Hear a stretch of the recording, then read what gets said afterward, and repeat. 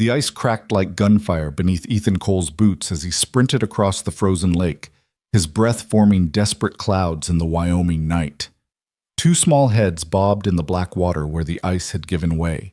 Twin girls, maybe 7 years old, their lips already turning blue.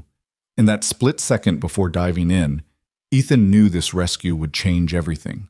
What he didn't know was that saving these mysterious twins would bring 10 black SUVs to his door and force him to stand between a terrified mother and the dangerous world she'd fled.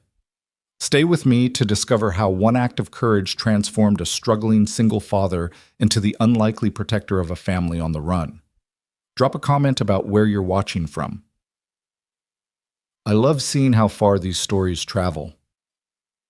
The wind howled through the gaps in the weathered farmhouse siding, a mournful sound that had become the soundtrack to Ethan Cole's evenings. He stood at the stove, wooden spoon in hand, stirring what he generously called stew, but what was really just water, 2 carrots, an onion, and whatever meat had been marked down at Morrison's grocery that morning.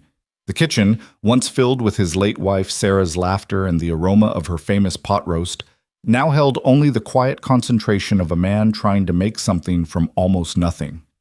"Dad!"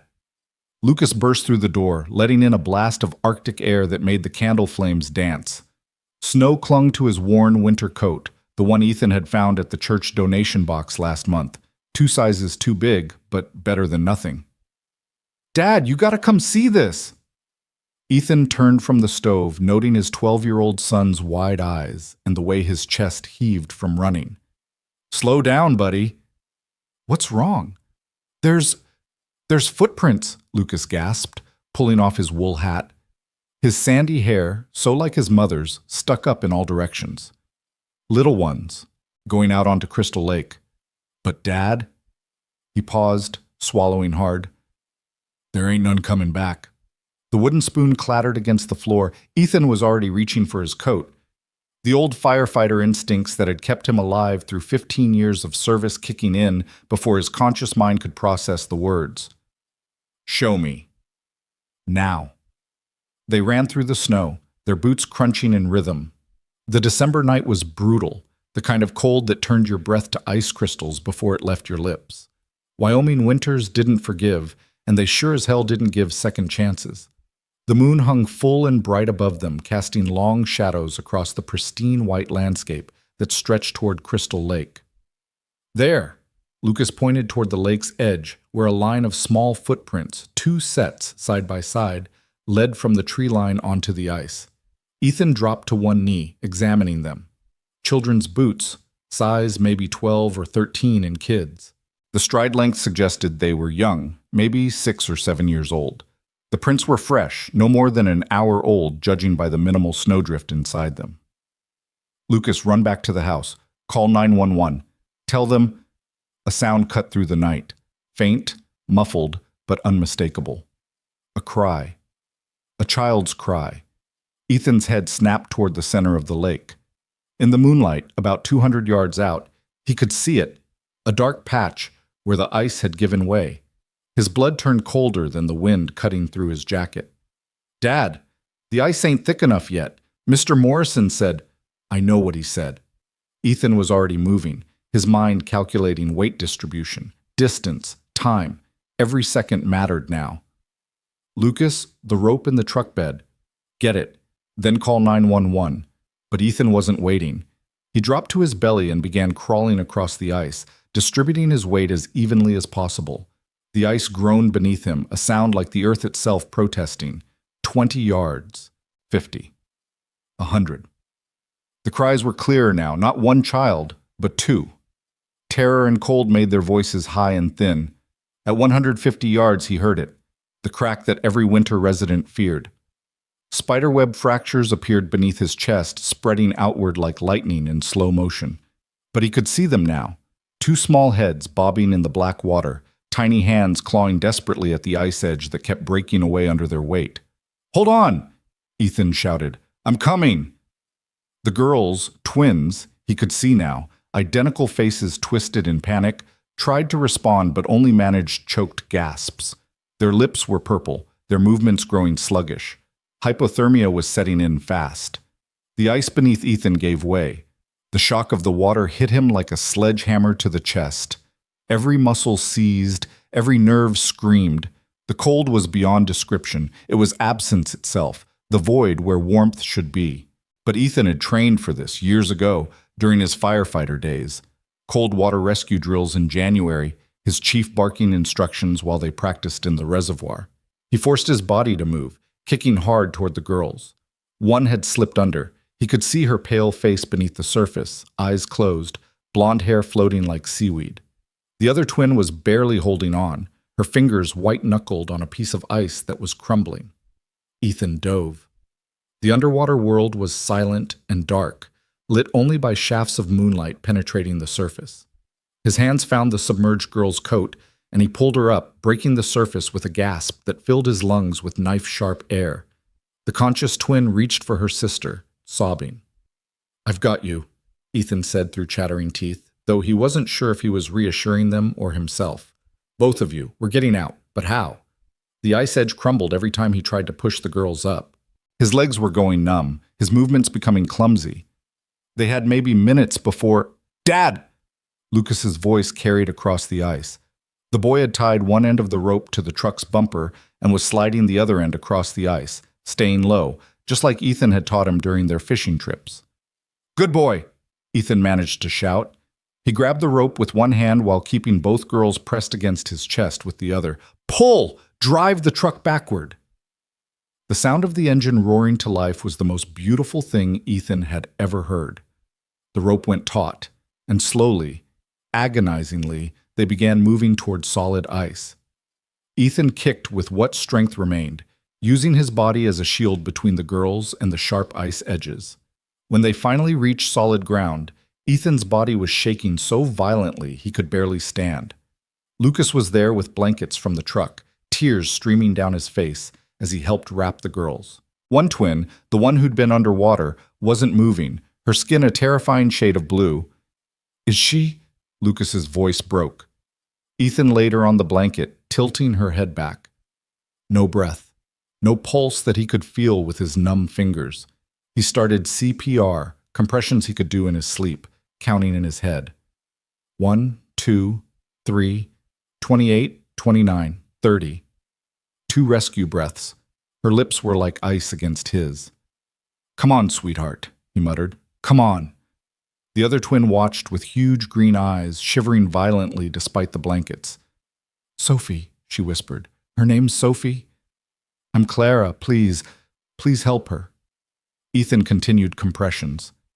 In the distance, sirens wailed. Lucas must have gotten through to 911, but they were at least 10 minutes out on these rural roads. Sophie needed help now. Another round, another. Ethan's frozen muscles screamed, but he didn't stop. Sarah wouldn't have stopped. Sarah would have— Sophie coughed. Water erupted from her lungs and she gasped, eyes flying open in panic. Ethan quickly turned her on her side as she vomited lake water onto the snow. "That's it," he said softly, rubbing her back.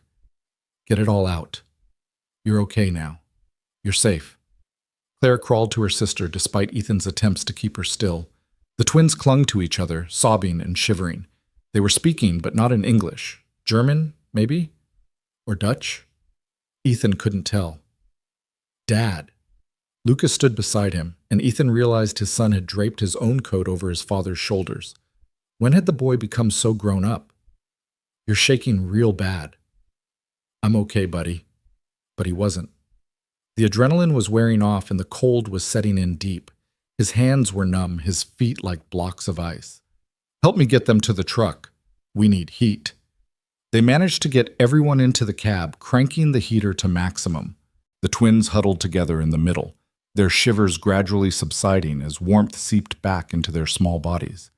In the overhead light, Ethan could see them more clearly. Identical blonde hair, those striking green eyes, delicate features that spoke of good breeding.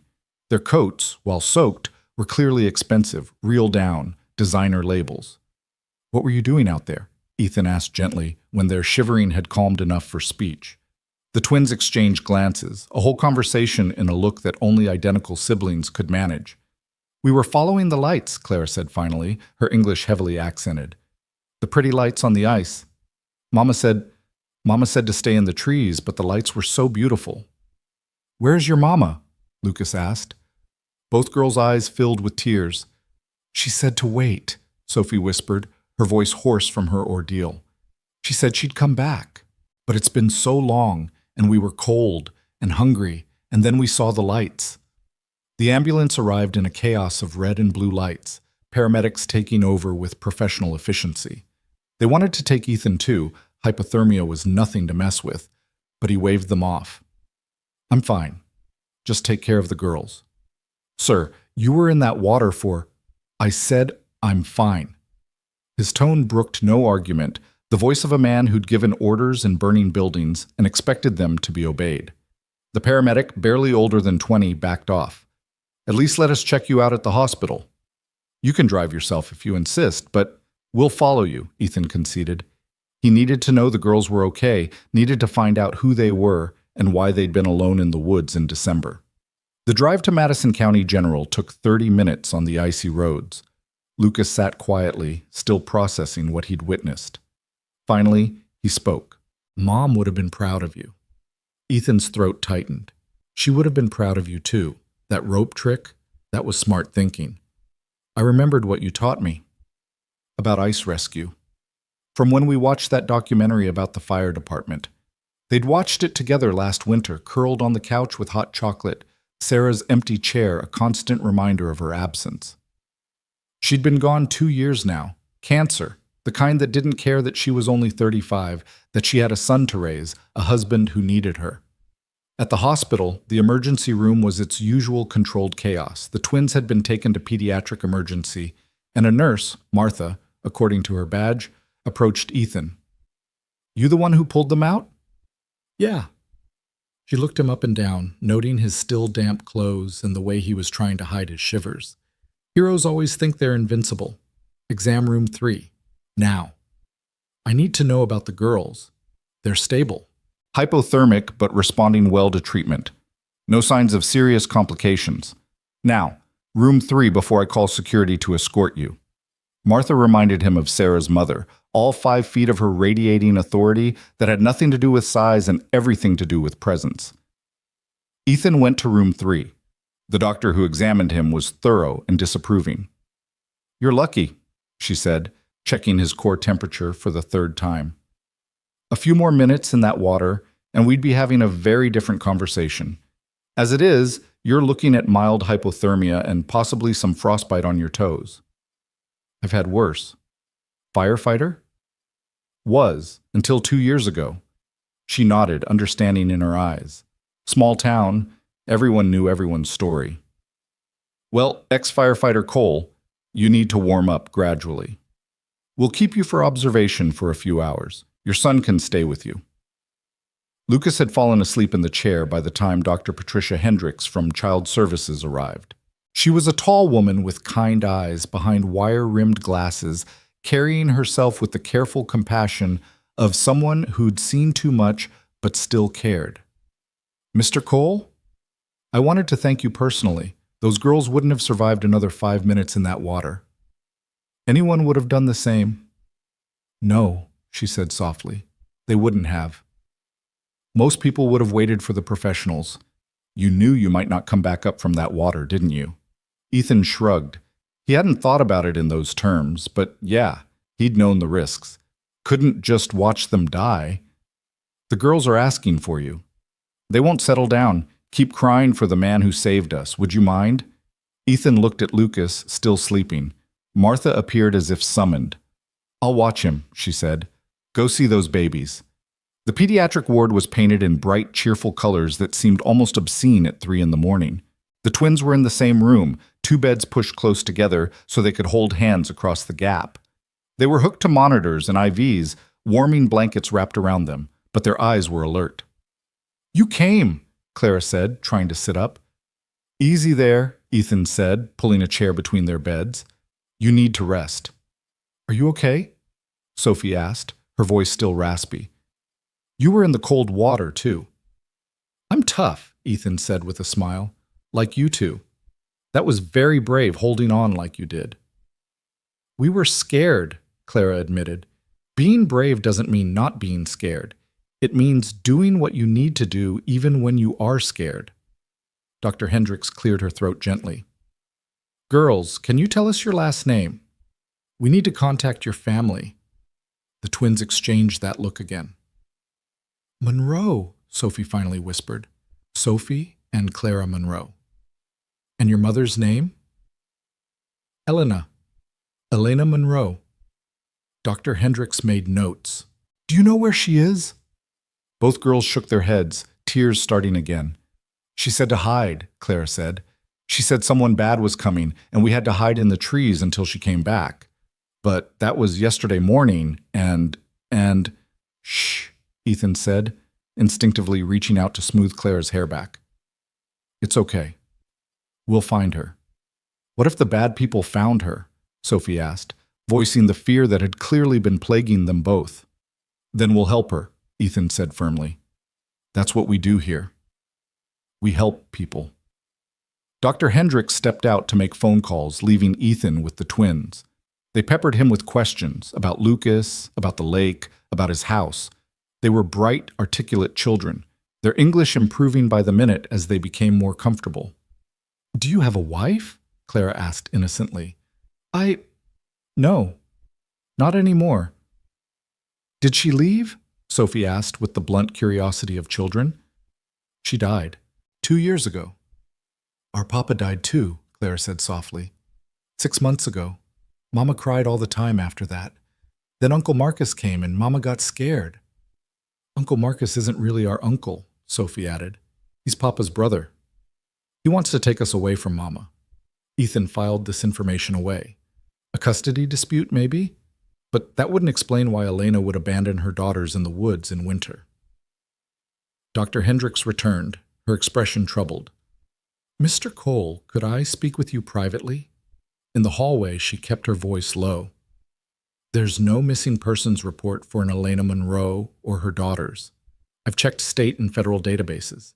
Either they haven't been reported missing yet, or they're running from something that makes going to the authorities impossible, Ethan finished. That was my thought, too. The girls show no signs of abuse. They're well-nourished, well-cared for. Their clothes are expensive, very expensive. But something scared their mother enough to hide them in the woods in December. What happens now? Protocol says they go into emergency foster care until we can locate the mother or next of kin. But, she hesitated. They're traumatized, and they've clearly bonded with you. I don't suppose you'd consider emergency placement, just for a few days while we sort this out? You're already certified from when you and Sarah were considering fostering. Ethan thought about the empty bedrooms in the farmhouse, the ones he and Sarah had hoped to fill with children. They'd started the certification process just before her diagnosis, completing it even after they knew she was dying because she'd insisted. We might not get our babies, she'd said, but maybe someday you can help someone else's. I'd need to talk to Lucas. Of course. Ethan returned to find his son awake, sitting with the twins and showing them videos on his phone. The 3 children looked up as he entered. Dad, they've never seen Star Wars, Lucas said, scandalized. Can they come watch it at our house when they're better? Sometimes, Ethan thought, kids made decisions simple. Dr. Hendricks, he said. We'll take them. Emergency placement. The paperwork took 2 hours. By the time they were done, the sun was rising, painting the snow-covered mountains pink and gold. The twins were discharged with strict instructions for care and follow-up appointments. They stood in the hospital entrance, looking small and lost in their hospital-issued sweatshirts that hung to their knees. We don't have anything, Clara said quietly. Our suitcases are in the trees, Sophie added. Mama hid them too. We'll look for them later, Ethan promised. Right now, let's get you somewhere warm and get some food in you. The drive home was quiet. The twins sat in the back with Lucas, who'd given them his tablet to share. Their heads bent together over some game, occasionally giggling. The resilience of children never ceased to amaze Ethan. The farmhouse looked different in the morning light, shabbier maybe, more worn. Ethan saw it through the twins' eyes, the peeling paint, the sagging porch, the duct tape holding one window together. But when they walked in, Sophie said, It's warm. And Clara added, It smells nice. And Ethan realized they weren't seeing the poverty. They were seeing safety. "Are you hungry?" he asked. "Starving," all three children said in unison, then laughed at the synchronization. Ethan made pancakes, the one thing he could cook that actually tasted good. The twins ate like they hadn't seen food in days, which might have been close to the truth. Between bites, they told stories about their house in Denver, a mansion from the sound of it, about their father, a real estate developer, about their mother, who painted and played piano. "Mama speaks 5 languages," Clara said proudly. "She taught us German and French and English," Sophie added, "and we're learning Spanish." "Your mom sounds amazing," Lucas said. "I bet she's looking for you right now." The twins' faces fell. "What if she can't find us?" Clara whispered. "Then we'll find her," Ethan said firmly. "I promise." After breakfast, he set the twins up in the guest room, the one that had been meant for Sarah's parents to stay in when the baby came, back when they'd thought there would be a baby. The room was dusty but clean, with 2 twin beds that seemed like Providence now. "You can rest here," he said. "Lucas will lend you some of his old clothes until we can get your things." "Mr. Ethan?" Sophie said as he turned to leave. "Thank you for saving us." "And for the pancakes," Clara added, which made them all laugh. While the children rested, Ethan called his former chief, Bill Morrison, the same Morrison who owned the grocery store now, retirement not suiting him any better than it suited most firefighters. "Bill, I need a favor. Can you get some guys to help me search the woods near Crystal Lake? I'm looking for suitcases and maybe signs of where these kids' mother went." "Already on it," Bill said. "News travels fast. Half the town wants to help. We'll meet you at the lake in an hour." The search party consisted of 15 people, firefighters, police officers, neighbors. They spread out through the woods, calling for Elena Monroe, looking for any signs. It was Ethan who found the suitcases, hidden beneath a fallen log and covered with branches. 2 small pink rollers and a larger black one. There was also a purse, expensive leather, containing a wallet with Elena Monroe's driver's license. She was beautiful, elegant features, dark hair, the same green eyes as her daughters. The address was in Denver, as the girls had said. There was also close to $3,000 in cash and a cell phone, turned off. "Ethan," called Tom Richards, one of the police officers. "You need to see this." Tom was standing by a tree about 50 yards away. There were scratches in the bark, fresh ones, and what looked like blood on the snow, though not much. Signs of a struggle maybe, but not a violent one. "Could be she fell," Tom said, but his tone suggested he didn't believe it. Or someone took her." Ethan stared at the disturbed snow, trying to read the story it told. "But why leave the kids? Maybe she didn't have them with her when whoever it was found her. Maybe hiding them saved their lives. They searched until dark but found nothing else. No body, thank God. But no Elena either." The twins took the news bravely, clutching their rescued suitcases. "At least we have Bunny," Clara said, pulling out a well-loved stuffed rabbit. "And Mr. Whiskers," Sophie added, holding up a stuffed cat. That night, Ethan tucked them in, a gesture so natural it hurt, reminding him of all the children he'd never get to tuck in with Sarah. The twins insisted on keeping the door open and the hall light on. "Mr. Ethan," Clara called as he was leaving, "what if Mama never comes back?" Ethan sat on the edge of her bed. "Then you'll stay here with us until we figure things out. You're safe here. I promise." "You keep your promises, don't you?" Sophie observed. "You promised to find us in the water, and you did. You promised to find our suitcases, and you did. I try to." "Then promise Mama will be okay," Clara said. Ethan hesitated. He'd learned never to make promises he couldn't keep, but looking at their hopeful faces, he couldn't help himself. "I promise we'll do everything we can to find her and make sure she's okay." It seemed to satisfy them. They settled down, whispering to each other in German, a comfort to have each other in this strange new place. Downstairs, Lucas was doing homework at the kitchen table. "They're nice," he said. "Scared, but nice." "Yeah, they are." "Dad? What if their mom really doesn't come back?" Ethan sat down across from his son. "I don't know, buddy." "I guess we'd figure it out." Could they stay? I mean, permanently? That's not really how it works. They have family somewhere. That uncle they mentioned, grandparents maybe. But what if their family are the bad people their mom was running from? It was a good question, one Ethan didn't have an answer for. He was saved from trying by a knock at the door, unusual for 9 o'clock at night in rural Wyoming. He opened it to find Dr. Hendricks standing there with a man in an expensive suit despite the cold.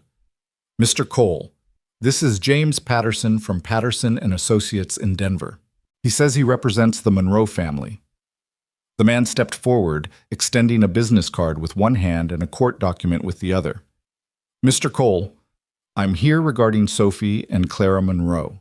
Their uncle, Marcus Monroe, has been granted temporary custody. I'm here to collect them." "It's 9 at night," Ethan said, not moving from the doorway. "They're sleeping. Nevertheless, this is a court order. The girls need to come with me immediately." Ethan looked at the document. It looked official enough, but something felt wrong, very wrong. "How did you even know they were here?" "Hospital records. As soon as they were admitted, we were notified. The family has been terribly worried. So worried they didn't file a missing persons report." Patterson's smile was cold. "Family matters are often handled privately, Mr. Cole. Now, the girls, please." "No." "Excuse me?" "I said no. You want to take 2 traumatized children in the middle of the night? Come back tomorrow with the police and a social worker. Dr. Hendricks, these girls are in my emergency custody, correct?" "That's correct," she said, looking uncomfortable but standing her ground. "Then Mr. Patterson can return during business hours, following proper procedure." Ethan started to close the door. Patterson stuck his foot in the gap. "Mr. Cole, you don't want to make an enemy of the Monroe family. They're very powerful, very connected. Is that a threat?" "It's a fact." Ethan looked the man dead in the eyes. "Mister, I've run into burning buildings. I've pulled people out of car wrecks. Tonight I jumped into a frozen lake to save those little girls. You think I'm scared of a man in a suit?" He pushed Patterson's foot back with his own and closed the door, locking it. Through the window, he could see Patterson on his phone, gesturing angrily. Dr. Hendricks stayed behind after the lawyer left. "That was brave," she said. "Possibly stupid, but brave. Those girls are terrified of their uncle. Their mother hid them in the woods rather than let him have them. No way am I handing them over in the middle of the night." "I'll file an emergency injunction first thing in the morning," she promised. "But Ethan, if they have money and lawyers, then we'll fight them with everything we've got." After she left, Ethan checked on the twins. They were awake, huddled together in one bed. "We heard voices," Sophie whispered. "Was it Uncle Marcus?" Claire asked, fear evident in her voice. "No, sweethearts. Just someone who works for him. And I sent him away." "But he'll come back," Sophie said with certainty. "Maybe. But you're safe here. Lucas and I won't let anyone take you if you don't want to go." "Papa used to say that too," Clara said softly. "But then he died, and Uncle Marcus said we belonged with him now. He said Mama wasn't really family, not by blood. He said he'd send her back to Germany," Sophie added, "without us." The picture was becoming clearer. A custody battle complicated by immigration status, perhaps. Elena was foreign. The girls were American citizens through their father. If Marcus Monroe had money and influence. "Is your mom from Germany?" Ethan asked gently. "Munich," Clara confirmed. "She came here for university and met Papa." "She's an artist," Sophie said proudly. "Her paintings are in galleries." "Girls, this is important. Why were you and your mom in Wyoming? This is pretty far from Denver." The twins looked at each other. Finally, Clara spoke. "Mama has a friend here, from art school, Anna Peterson. She has a cabin near the lake, but when we got there yesterday, it was empty, locked up. So Mama said we'd wait in the woods until Anna came home." Anna Peterson. Ethan knew that name. She taught art at the high school, but she'd been in Europe for the holidays. Her cabin was indeed near Crystal Lake. "Uncle Marcus found us in Denver," Sophie continued. "He had men watching our house. Mama packed us up in the middle of the night. She said we were going on an adventure, but we knew she was scared." "She was crying while she drove," Clara added. "She tried to hide it, but we knew." Ethan's heart ached for them, for all of them, including Elena, wherever she was. "Try to sleep," he said. Tomorrow we'll go talk to the sheriff, see if he can help us find your mom." "You won't let Uncle Marcus take us?" Sophie asked. "Not if you don't want to go with him." "We don't," both girls said emphatically. Ethan left their door open and went to his own room, though he knew he wouldn't sleep. He sat by the window instead, watching the road, his old service rifle within reach. He'd never had to use it for anything but hunting, but tonight felt different. Around midnight, headlights appeared on the road. Then more. And more. Ethan counted 10 vehicles, SUVs, all black, all moving in convoy. They slowed as they passed the farmhouse but didn't stop, continuing down the road toward the lake. He grabbed his phone and called Tom Richards. "Tom, we've got a situation." 10 black SUVs just headed toward Crystal Lake. "I'm on it," Tom said immediately. "I'll get units out there." But Ethan had a sick feeling it was already too late for whoever those SUVs were after. He checked on all 3 children, still sleeping, then returned to his vigil at the window. The SUVs returned an hour later, moving faster this time, not even slowing as they passed. Whatever they'd come for, they'd either found it or given up. The next morning brought answers, none of them good. Anna Peterson's cabin had been ransacked. Tom called Ethan with the news. "Looks like someone was searching for something, or someone. No sign of violence, but the place is torn apart." "Any sign of Elena Monroe?" "No, but Ethan, there's something else. We ran the plates on those SUVs through a friend at the state police. They're registered to Monarch Security, a private firm out of Denver. And guess who their biggest client is? Marcus Monroe." "Bingo. The man owns half of downtown Denver, apparently. Real estate empire worth hundreds of millions.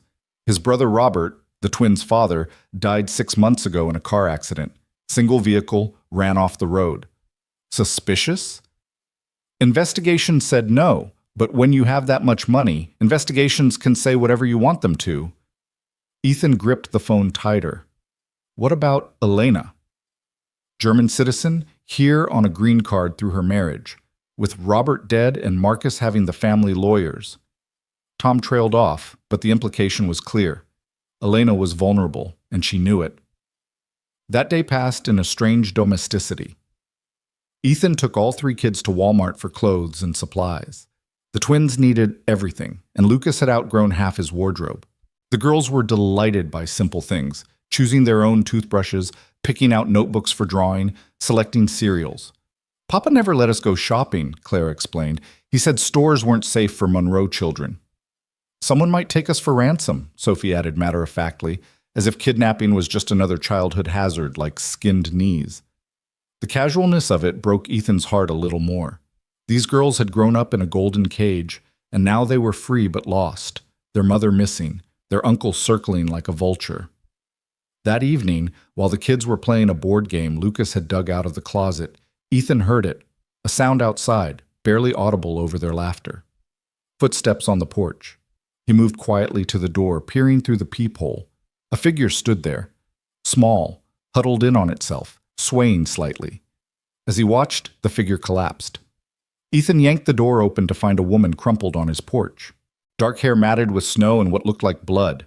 Expensive clothes, torn and dirty, face pale as death. "Please," she whispered, green eyes, so like the twins, focusing on him with difficulty. "My daughters, Sophie and Clara, are they—" "Elena?" Ethan dropped to his knees beside her. "Elena Monroe? They said, in town, a man saved them, from the lake." She was shivering violently, her words slurred from cold and exhaustion. "They're here. They're safe. You're safe now, too." "No." She grabbed his shirt with surprising strength. "Not safe. He's coming. Marcus, he killed Robert. He'll kill me and take them." "Mama?" The small voice came from behind Ethan. Both twins stood in the doorway, eyes wide with shock and joy. "My babies," Elena breathed. Then her eyes rolled back and she went limp. "Lucas, call 911, Ethan ordered, scooping Elena up. She weighed almost nothing, felt like a bird in his arms. "Tell them we need an ambulance now." He carried her inside, laying her on the couch. The twins were crying, patting their mother's face, calling to her in German. Elena's pulse was weak but steady, her breathing shallow. Now that he could see her in the light, there were bruises on her face, her wrists. Someone had hurt her, kept her somewhere. "What's wrong with Mama?" Sophie sobbed. "She's sick," Ethan said carefully. "But she's going to be okay. The doctors will help her." But even as he said it, watching Elena's still form, feeling the twins clutch at him for comfort, he wondered what they'd all been pulled into.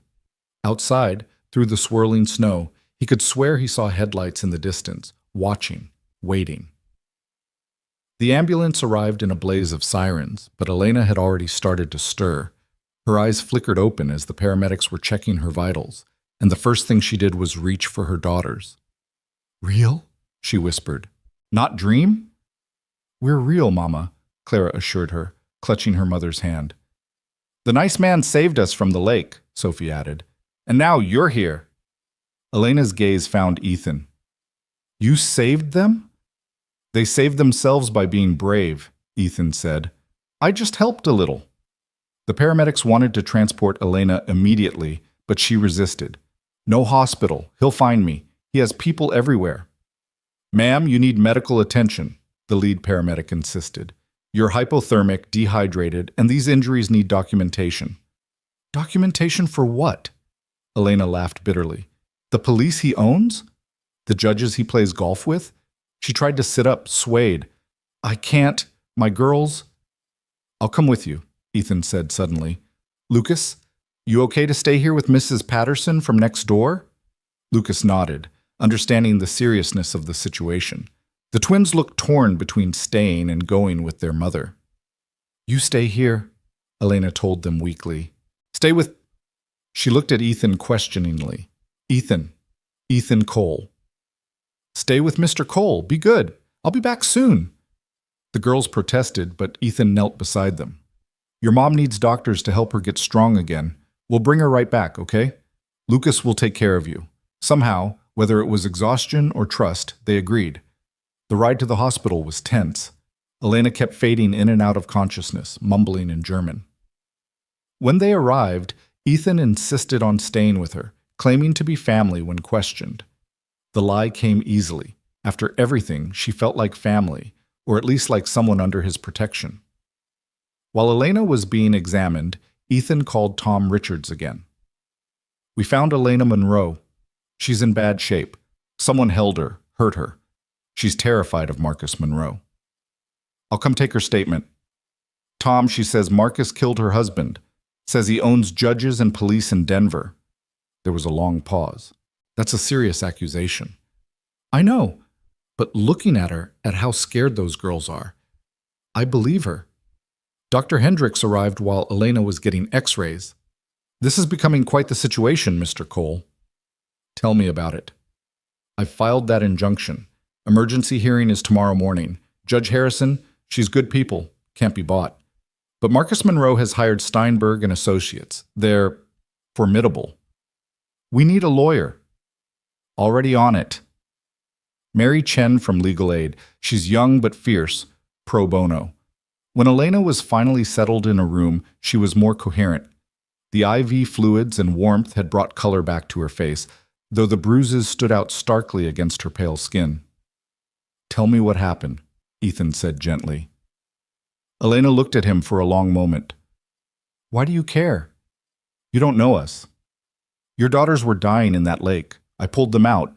That makes them mine to protect now, at least until you're strong enough to do it yourself." Tears rolled down her cheeks. "I thought I was strong enough. I thought I could run, hide, keep them safe. But Marcus, he found us anyway. Start from the beginning." And she did. Her voice was soft, accented, but clear. She'd met Robert Monroe at art school. She was studying on a student visa. He was taking classes for fun. A rich boy playing at being bohemian. They'd fallen in love against his family's wishes. Marcus had always hated her, called her a gold digger, a foreign opportunist. "But Robert loved me," she said firmly, "and I loved him. We were happy. The girls were everything to him. But Robert had started questioning things in the months before his death. Money missing from the family trust. Deals that didn't make sense. properties bought and sold at massive losses that somehow benefited Marcus. Robert was going to confront him. They argued the night before. She swallowed hard. The night before the accident. Marcus said Robert was drunk, but Robert hadn't been drinking. He'd been sober for 3 years. After Robert's death, Marcus had immediately moved to take control of everything, the money, the properties, the girls. He said I wasn't really family.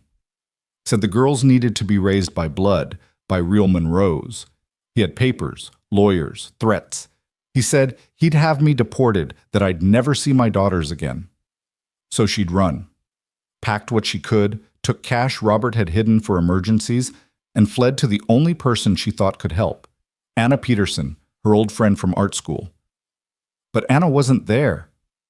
And then Marcus's men found me. I hid the girls first, told them to wait, that I'd come back. But they grabbed me before I could get away. Where did they take you? Some cabin, not far from the lake. They weren't supposed to hurt me, I think. Just scare me. Make me sign papers giving Marcus custody. But I refused and one of them got rough, and then they got a call. What kind of call? That the girls were missing, that they'd been pulled from the lake. The men panicked, started arguing. I ran when they were distracted. I've been walking for, I don't know, hours, days. I just knew I had to find them. Elena, Ethan said carefully, we need to document this. File police reports, build a case. You don't understand how powerful he is, how connected. Maybe not in Denver, but this is Wyoming. We do things different here. Before Elena could respond, the door opened. Not a nurse or doctor, but a man in an expensive suit. Marcus Monroe looked like an older, harder version of the man in the family photos Elena had shown him on her phone. Elena, he said smoothly, you've caused quite a bit of trouble. Ethan stood, putting himself between Marcus and the bed. You need to leave. Marcus's eyes flicked to him dismissively. And you are? The man who saved your nieces from drowning. The man who's been caring for them while their mother was being held against her will. The man who's about to call security if you don't leave. Tough talk from a nobody in nowhere, Wyoming. Marcus pulled out papers. I have legal documents. Elena is mentally unstable, a danger to the children. She's to be remanded for psychiatric evaluation immediately. Those papers aren't worth anything here, Tom Richards said from the doorway, hand resting on his service weapon. Mrs. Monroe hasn't been charged with anything. She's the victim of a kidnapping, which I'm investigating. Now, Mr. Monroe, I suggest you leave before I arrest you for witness intimidation. Marcus's face flushed. You have no idea who you're dealing with. Sure I do, Tom said easily. A rich man who thinks money makes him untouchable. But see, this is my town, my jurisdiction. And in my town, we don't take kindly to men who hurt women and children. For a moment, the room was electric with tension. Then Marcus smiled, cold and sharp. This isn't over. No, Elena said suddenly, struggling to sit up. It's not. Because I'm going to tell everyone what you did. To Robert. To me. All of it. No one will believe you. Maybe. Maybe not. But they'll wonder, won't they? And you hate people wondering about you, Marcus. You hate anything that threatens the Monroe reputation. Marcus left without another word, but the threat lingered in the air like smoke. That night, Ethan brought Elena home. She was weak but determined, crying as she held her daughters. They'd set her up in the master bedroom. Ethan had been sleeping on the couch anyway, the bed too full of memories. I can't impose, Elena protested. You're not. You're healing. The girls need you here, safe. Over the next few days, they fell into a routine. Elena was recovering slowly, spending most of her time with the girls, reading to them, holding them. She'd apologized a dozen times for the danger she'd brought to Ethan's door, but he'd waved it off. You were protecting your kids. Any parent would understand. Mary Chen, their lawyer, was building a case. The emergency custody hearing had gone their way. Judge Harrison had been unimpressed by Marcus's lawyers and their insinuations about Elena's mental state. But it was temporary. The real fight was coming. We need witnesses, Mary said over coffee at Ethan's kitchen table. People who knew Robert, who can testify about the marriage. about Marcus. Most of our friends were too scared, Elena said quietly. Marcus made sure of that. But slowly, people started coming forward. A secretary who'd overheard arguments, a driver who'd seen Marcus at Robert's house the night he died. Small pieces, but they added up. The twins were resilient, as children often are. They played with Lucas, helped with chores, and brought life back to the farmhouse. Sophie had taken to following Ethan around, asking endless questions about everything. Clara preferred quieter activities, often sitting with Elena and drawing. One evening, as Ethan was making dinner, spaghetti, one of his few successful dishes, Elena came into the kitchen. "I need to thank you," she said. "You've thanked me plenty." "No, I mean really thank you. You didn't just save my daughters, you saved all of us. You stood up to Marcus when no one else would." "Anyone would—" "No," she interrupted. "They wouldn't. Robert's friends didn't. The police in Denver didn't. Even Robert's parents chose Marcus over us. But you, a stranger, you fought for us. You're not strangers anymore." She smiled then, the first real smile he'd seen from her. "No, I suppose we're not." The moment stretched between them in the kitchen, the pasta water bubbling on the stove filling the silence. Elena's hand moved slightly on the counter, almost reaching toward his before pulling back. Outside, the children's laughter drifted through the window. Lucas was teaching the twins how to build a proper snowman, their delighted squeals piercing the cold Wyoming air. "Mama, look!" Clara's voice called. "We made a snow family!" Elena moved to the window and Ethan found himself following. In the yard, 3 snowmen stood in a row, one tall, one medium, 2 small ones holding stick hands.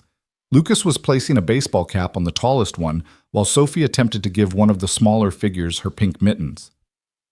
"They haven't laughed like that in months," Elena said softly. "Since before Robert died. Maybe even before that. The last year, with Marcus always around, always watching." She shuddered. "Kids are tougher than we give them credit for," Ethan said. "They bounce back if you give them the chance. Lucas is a wonderful boy. You've raised him well. His mother gets most of the credit. I've just been trying not to mess up what she started." Elena turned to look at him. "Tell me about her." Sarah. It wasn't often Ethan talked about Sarah to anyone outside the family, but standing there, watching their children play together, it felt natural. She was a force of nature, taught 3rd grade at the elementary school. Every kid loved her. She had this way of making everyone feel special, like they were the most important person in the world when she was talking to them. "How did you meet?" "House fire, her apartment building. I was the one who carried her out. She'd gone back in trying to save her neighbor's cat. Gave me hell the whole way down because I wouldn't let her go back for the damn cat." He smiled at the memory. "I went back and got the cat after. Showed up at the hospital with it, singed whiskers and all. She said any man who'd risk his life for someone else's cat was worth keeping around. She sounds wonderful." She was. When she got sick, Ethan's voice roughened. She fought so hard. Not for herself, but for Lucas. For me. She spent her last months making videos for Lucas, one for every birthday until he's 18, graduation, his wedding day. Made me promise to find happiness again. He laughed, but it was hollow. Haven't quite managed that part yet. Elena's hand found his then, a gentle touch on his forearm. "I think she would be proud of what you did." Taking us in. She would have done it in a heartbeat. Probably would have had you all moved in and feeling at home within an hour of meeting you. The front door burst open, and 3 snow-covered children tumbled in. "We're freezing," Lucas announced dramatically. "We need hot chocolate or we might die." "Die," Sophie echoed, giggling. "Such drama," Elena said, but she was smiling. "Clean off that snow first or you'll flood Mr. Ethan's house." The children shed their winter gear in a chaotic pile by the door, then raced to the kitchen table. Ethan made hot chocolate while Elena served the spaghetti, and for a moment it felt like something he'd almost forgotten. Family. Not the same as before, not a replacement, but something new and fragile and good. After dinner, as had become their routine, Clara pulled out her drawing pad. She'd been sketching constantly since they'd arrived, processing her trauma through art like her mother. Tonight, she was drawing the lake, but not dark and scary. She'd added lights beneath the ice, like an underwater fairy world. That's beautiful, sweetheart, Elena said. It's what I saw when I was under, Clara said matter-of-factly. Before Mr. Ethan pulled us up. It was pretty, but cold. Sophie was curled against Lucas on the couch, both of them reading from one of his Harry Potter books. She'd insisted she could read English perfectly well, but kept asking Lucas about words, and he patiently explained each one. The domestic peace was shattered by headlights sweeping across the windows. Not one car, but several. Ethan was on his feet immediately, that old firefighter's instinct for danger firing. Take the kids upstairs, he told Elena quietly. Now. She didn't argue, gathering the children quickly despite their protests. Lucas grabbed the emergency flashlight from the kitchen drawer. The boy had learned to read his father's moods. Through the window, Ethan counted 5 cars. Not the black SUVs from before, but expensive sedans. Marcus Monroe stepped out of the lead car, but he wasn't alone. There was an older couple with him, distinguished, wealthy-looking. The woman had the same green eyes as the twins. Robert's parents, Elena whispered from the stairs. Margaret and William. Ethan opened the door before they could knock, standing in the doorway like a wall. Mr. Monroe. It's after 8 o'clock. The girls are getting ready for bed. My parents would like to meet their granddaughters, Marcus said smoothly. Surely you wouldn't deny them that. Margaret Monroe stepped forward. She was probably 70, impeccably dressed despite the rural setting, diamonds glittering at her throat. Mr. Cole, I understand you saved our granddaughters. We're grateful, but this has gone on long enough. Family matters should be handled by family. With respect, ma'am, where were you when your son died? When Elena needed help? When your granddaughters were in danger? William Monroe, a man who looked like he'd never heard no in his life, bristled. How dare you? I dare because I was the one in that freezing water. I was the one who's been keeping them safe. And right now, I'm the one standing between them and anyone who might hurt them. We would never hurt them, Margaret said, seeming genuinely offended. Maybe not physically, but taking them from their mother? That's a hurt that doesn't heal. Their mother, Marcus said with disdain, is an unstable foreign— Choose your next words very carefully, Ethan warned, his voice dropping to a dangerous level. Elena appeared beside him, chin raised despite her obvious fear. Hello, Margaret. William. Elena. Margaret's voice was ice. You've caused quite a scandal. By protecting my children from your son. Marcus is trying to help, William said. The girls need stability, proper education, their rightful place in society. They need their mother, Elena said firmly. You? Margaret laughed, but it wasn't pleasant. What can you offer them? You have no money, no home, no standing. You're not even American. I have something Marcus doesn't. I love them. Love doesn't pay for college. Love doesn't open doors. No, Ethan interjected. But it does keep little girls from ending up in frozen lakes because they're running from an uncle who scares them. That landed. Margaret flinched, and William's jaw tightened. We could make this all go away, Marcus said, pulling out a checkbook. Mr. Cole, what's your mortgage? 50,000? 100? I'll pay it off, cash, tonight. All you have to do is tell the court you can't keep them. Ethan stared at the checkbook. That money would solve everything. Lucas could go to college. He could fix the house, get a reliable truck, maybe even start over somewhere. All he had to do was betray a woman and 2 little girls who trusted him. Lucas, he called without turning around. Come here, son. Lucas appeared, wary but brave. Yeah, Dad. Mr. Monroe is offering us a lot of money to stop helping Sophie and Clara. What do you think? Lucas didn't hesitate. I think Sophie and Clara are our friends, and we don't sell out our friends. That's what I think, too. Ethan looked back at Marcus. There's your answer. Marcus's face darkened. You're making a mistake. I have resources you can't imagine. Lawyers, connections, and I have something you don't, Ethan said. Nothing left to lose. My wife is dead. My house is already mortgaged to the hilt, and I've been living paycheck to paycheck for 2 years. You can't threaten someone who's already at the bottom, Mr. Monroe. All you can do is make me fight harder. This isn't over, Marcus said. No, it's not, Margaret said suddenly, surprising everyone. She'd been studying Ethan, and something in her expression had shifted. But perhaps we should discuss this like civilized people. May we come in? Elena grabbed Ethan's arm. Don't trust them. But Ethan was watching Margaret. There was something in her eyes, not warmth exactly, but a crack in the ice. 5 minutes. But you come in peaceful, or you leave now. They filed in, the Monroe grandparents looking around the modest farmhouse with barely concealed surprise. Margaret's gaze lingered on the photos of Sarah on the mantel, the folded flag from Ethan's service, the children's drawings stuck to the refrigerator with magnets. Sophie! Clara, William called. Come say hello to your grandparents. The twins peeked out from behind the stairs, clutching each other. It's okay, Elena said gently. You can say hello. They crept forward, polite but clearly uncomfortable. Margaret knelt down, her expression softening slightly. You look just like your father when he was your age, she said to Sophie. Or maybe it was Clara. Even Ethan had trouble telling them apart sometimes. We miss Papa, Clara said quietly. So do we, Margaret said, and for the first time she sounded human. So very much.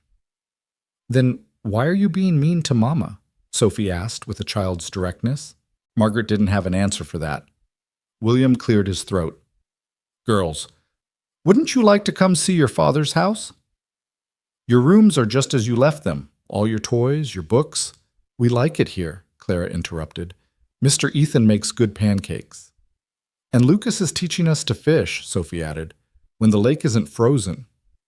Marcus made an impatient noise. This is ridiculous. They're Monroe children. They belong with their mother, Elena said firmly. You killed our son. William suddenly exploded, the words seeming to surprise even him. He was fine until he met you. Then suddenly he was questioning everything, fighting the family, talking about art and freedom and nonsense. You poisoned him against us. I loved him, Elena said simply, and he loved me.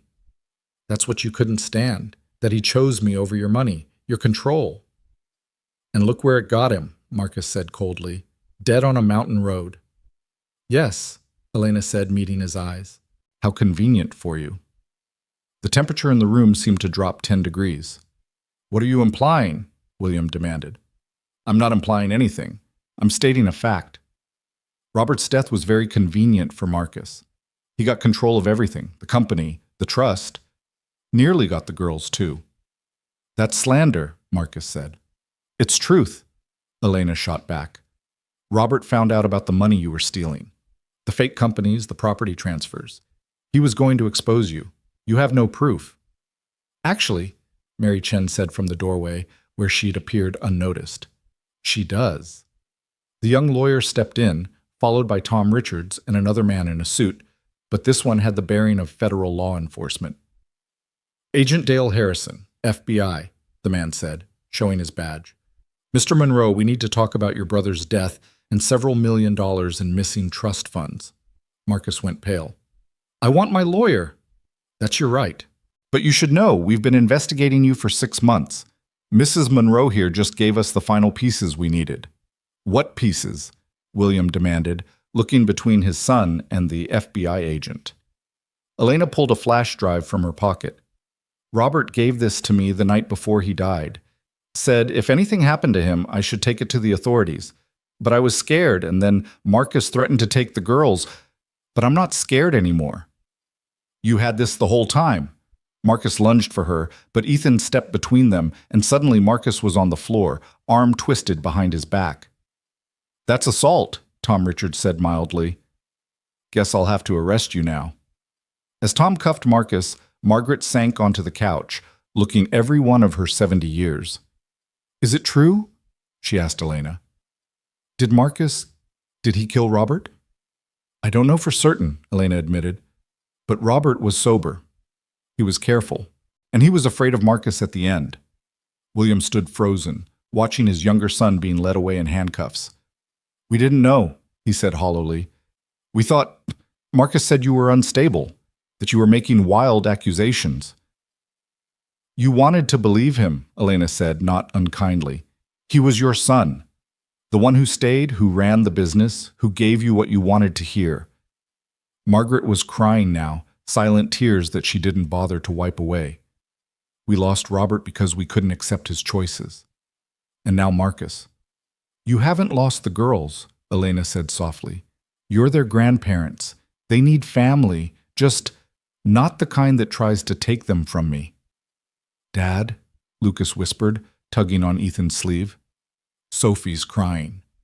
Indeed, both twins were huddled together, tears streaming down their faces. The adult drama was too much for them. Ethan scooped them both up, one in each arm, and carried them to the couch. It's okay, he murmured. Everything's going to be okay now. Is Uncle Marcus going to jail? Clara asked. Maybe, but either way, he won't bother you anymore. What about Grandma and Grandpa? Sophie looked at her grandparents, who seemed to have aged a decade in the last few minutes. Margaret reached out tentatively. We'd like to be part of your lives. If your mother will allow it, the right way this time. Elena studied her former in-laws for a long moment. Robert would want that, but there will be rules. Boundaries, whatever you need, William said quickly. We can't lose them too. The FBI agent cleared his throat. Mrs. Monroe, we'll need you to come to the station tomorrow to give a full statement. Mr. Cole, we'll need yours as well about the attempted kidnapping. After everyone left, the FBI, the police, the grandparents, the lawyer, the house felt too quiet. The children were in bed, exhausted from the emotional turmoil. Elena sat at the kitchen table, staring at her hands. You okay? Ethan asked, setting a cup of tea in front of her. I don't know. For 6 months, I've been running, hiding, terrified. And now it's over, and I don't know what to do next. You heal. You rebuild. You raise your girls. Where? I have nothing. The house in Denver belongs to the Monroe Trust. My bank accounts were frozen. I literally have just what we carried. Ethan sat down across from her. You have a place here as long as you need it. You've done enough. More than enough. We've put you in danger, disrupted your life. You've made it better, Ethan said simply. This house hasn't felt this alive since Sarah died. Lucas hasn't laughed this much in 2 years. And I forgot what it felt like to have something to fight for. Elena looked at him, really looked at him. This man who'd jumped into freezing water for her children, who'd stood up to Marcus, who'd turned down money he desperately needed to do what was right. Ethan Cole, she said softly, you are a very good man. Just a man trying to do right. That's what makes you good. The next few weeks passed in a blur of legal proceedings. Marcus was formally charged with embezzlement, fraud, and conspiracy. While they couldn't prove he'd killed Robert, the financial crimes would put him away for decades. Margaret and William, shocked into reevaluation, set up trust funds for the girls that Elena would control and began tentative visits, supervised at first, then gradually more normal. The community rallied around them. Donations poured in, clothes for the twins, job offers for Elena to teach art at the community center, even a crowdfunding page that raised enough to pay off Ethan's mortgage, though he tried to refuse it until Elena pointed out he'd earned it by saving the girls. Plus, she said with a small smile, it's mostly Monroe money anyway. The grandparents made a very generous donation. Spring came slowly to Wyoming, but it came. The snow melted, revealing green grass and wildflowers. The lake where it had all started turned from forbidding ice to sparkling blue water. The twins learned to swim properly, Ethan and Lucas teaching them in the shallow end while Elena watched from the shore, sketching. One evening in May, as they sat on the porch watching the sunset paint the mountains gold, Elena said, "We should probably find our own place soon." Ethan's heart sank, though he'd known this was coming. "If that's what you want." "It's not," she admitted, "but we've imposed enough." "You're not imposing. Ethan." She turned to face him. "What are we doing here?" Really? He knew what she was asking. The careful dance they'd been doing for months, the lingering glances, the almost touches, the way they worked together like a long married couple. "I don't know," he said honestly. "I know you've been through hell. I know you're still grieving Robert. I know the last thing you probably need is complications." "You're not a complication," Elena said. "You're the reason we're alive. All of us.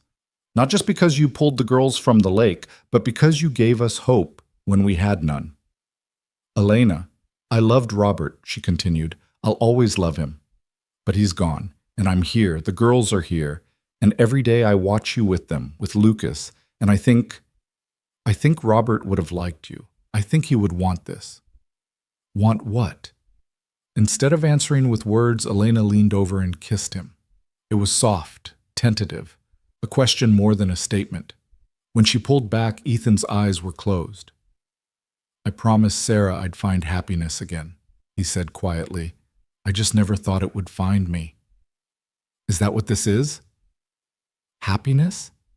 He opened his eyes, seeing her there in the golden light, this woman who'd traveled so far, survived so much, and somehow landed on his doorstep. Yeah, I think it is. From inside the house came the sound of laughter, all three children playing some elaborate game that seemed to involve pillow forts and dramatic death scenes. They're already a family, Elena observed. So are we, Ethan said, taking her hand. If you want to be. A ready-made family of 5? Most people would run. Most people didn't marry Sarah. She always said we'd have a full house one day. Guess she was right, just not the way we planned. Elena squeezed his hand. The girls asked me yesterday if they could call you Papa Ethan. What did you tell them? I said they should ask you. Before Ethan could respond, the front door burst open, and Sophie, or maybe Clara, announced, Lucas is dying dramatically, and he needs a funeral. A Viking funeral, the other twin added, with fire. No fire in the house, Ethan and Elena said in unison, then looked at each other and laughed. You sound like parents, Lucas called from inside. We are parents, Ethan called back, looking at Elena as he said it.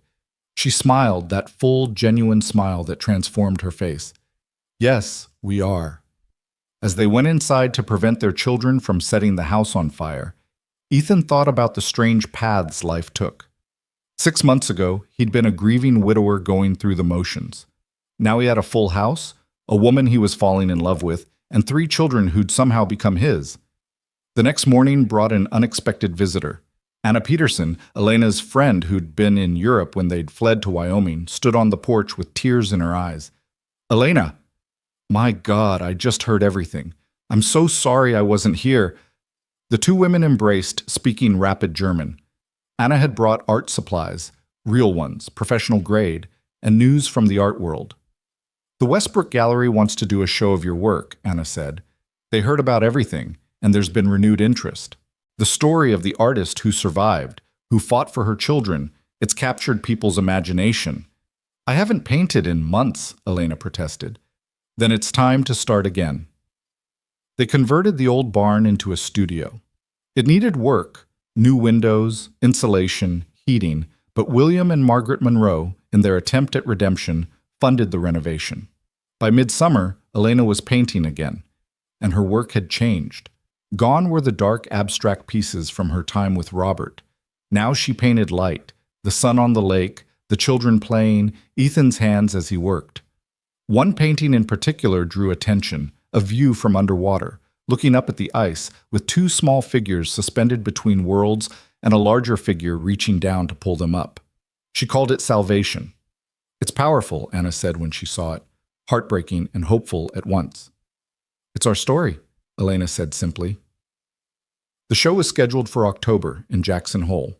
Gallery owners, collectors, and critics would come from Denver, Salt Lake City, even Los Angeles. It was a big deal, the kind of break most artists only dreamed of. But as summer turned to fall, something else was taking shape. The custody case was officially closed. Elena had full custody, with the grandparents getting supervised visits that were going surprisingly well. Marcus was awaiting trial, his assets frozen.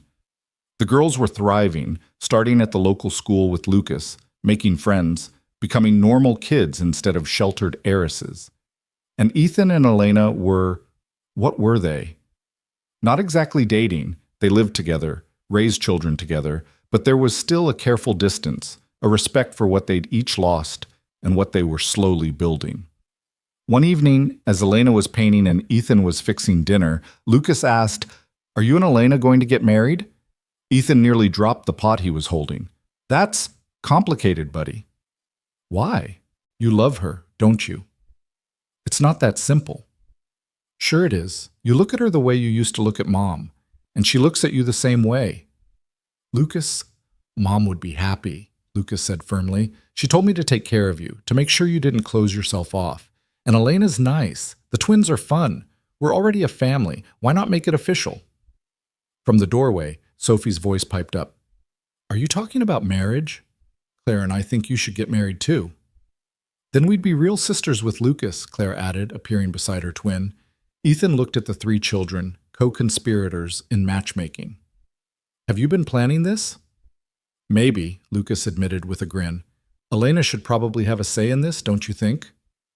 Have a say in what?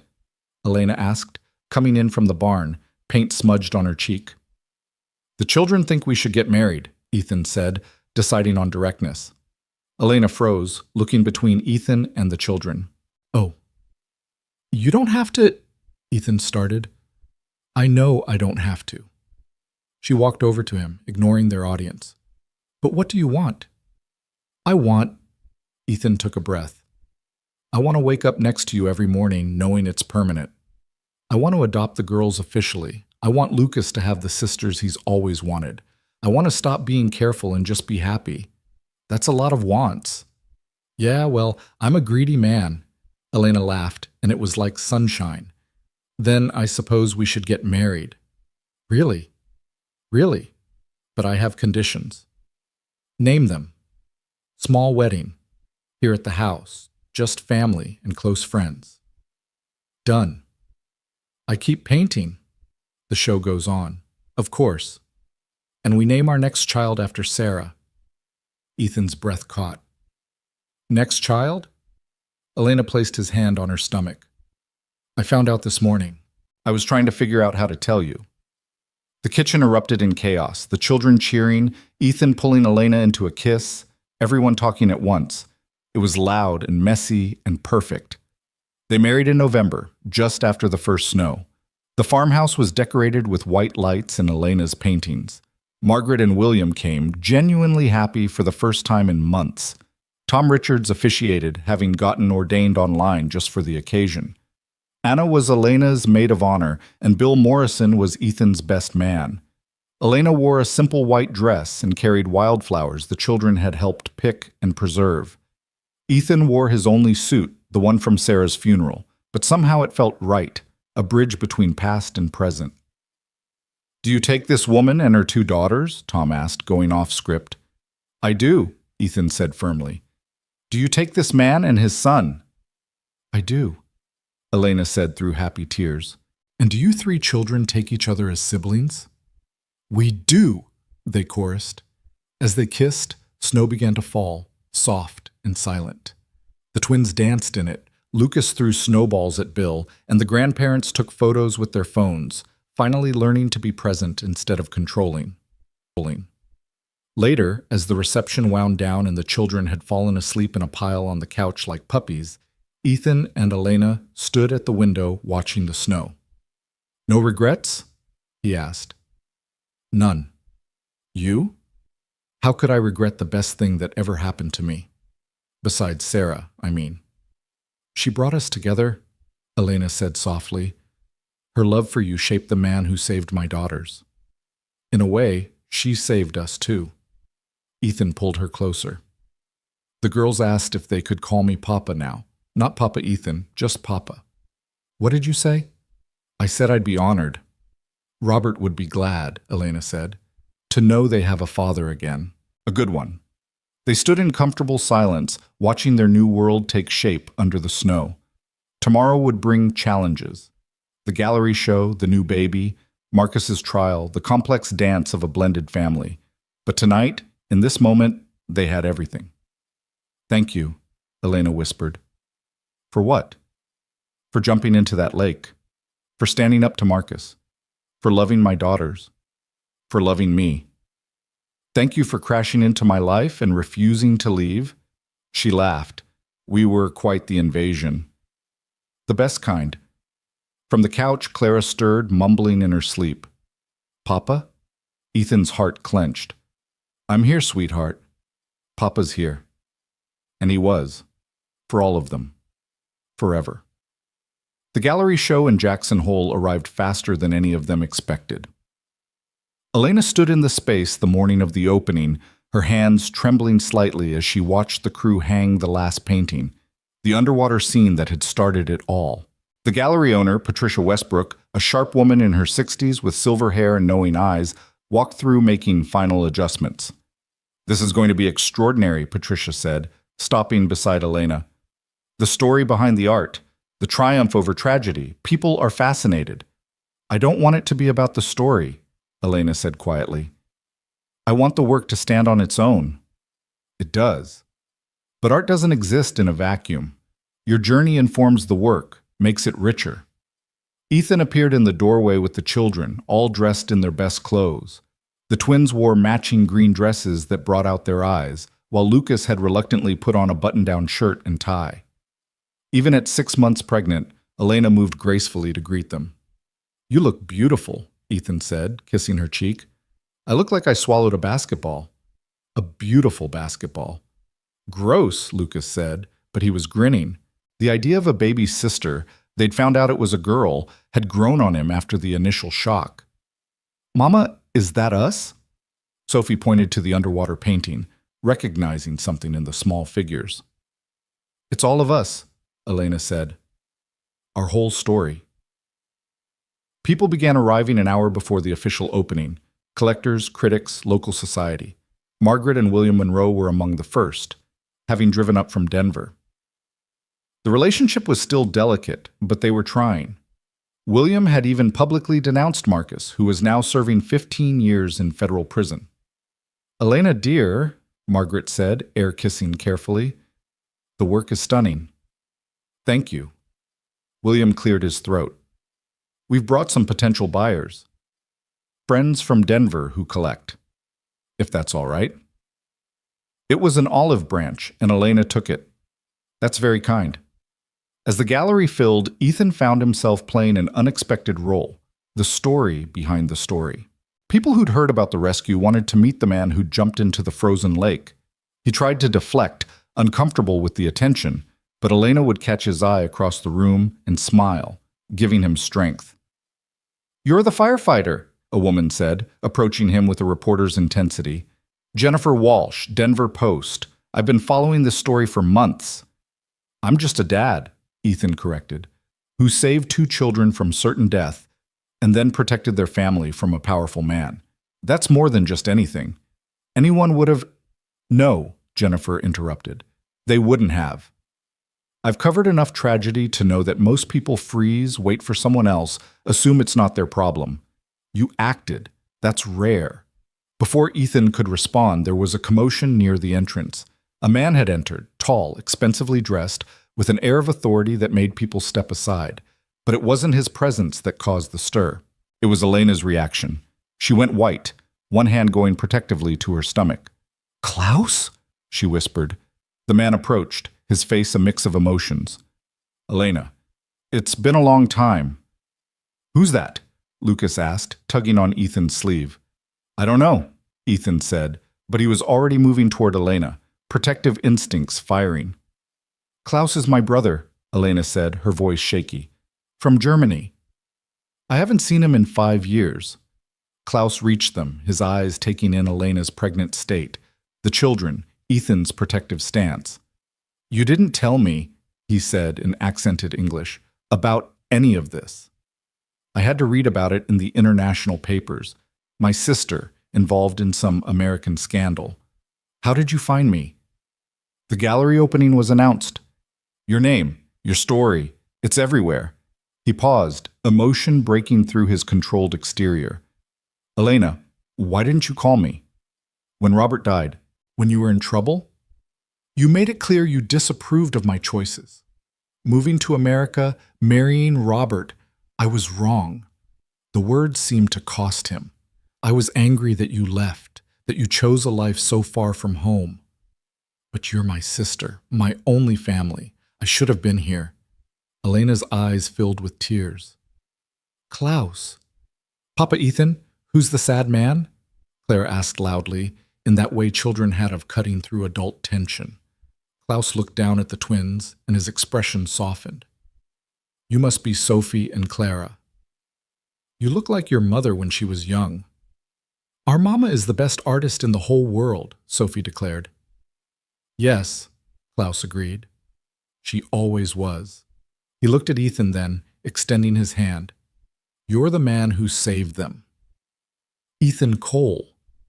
They shook, Ethan noting the firm grip, the calluses that suggested Klaus wasn't just a soft businessman. I owe you a debt, Klaus said seriously. In my family, in the old country, such debts are not forgotten. There's no debt. I did what anyone would do. Klaus smiled slightly. My sister said you would say that. He turned back to Elena. I've come to make things right, to be the brother I should have been. It's too late for that, Elena said, but there was hope in her voice. It's never too late for family. Klaus reached into his jacket, pulling out an envelope. From Mama and Papa's estate. Your portion. I've been holding it, hoping you'd come home, but I think you are home, aren't you? Elena took the envelope with shaking hands. Inside was a check that made her gasp. Klaus, this is what you're owed. What I should have given you years ago instead of trying to force you to come back. He looked around the gallery. May I stay? See your work? Of course. The evening progressed with a surreal quality. Elena's paintings sold one after another, red dots appearing on the cards beside them. The underwater piece went for an astronomical sum to a collector from Los Angeles. By the end of the night, Elena had made more money than Ethan had seen in his lifetime. But money wasn't what mattered. What mattered was Elena standing tall, proud, no longer the scared woman who'd collapsed on his porch. What mattered was the children running through the gallery, treating it like their personal playground. What mattered was family, the one they'd built and the one slowly healing. Klaus stayed for 3 days. He helped around the farm despite his expensive clothes, taught Lucas some German curse words when he thought the adults weren't listening, and had long conversations with Elena in their native language.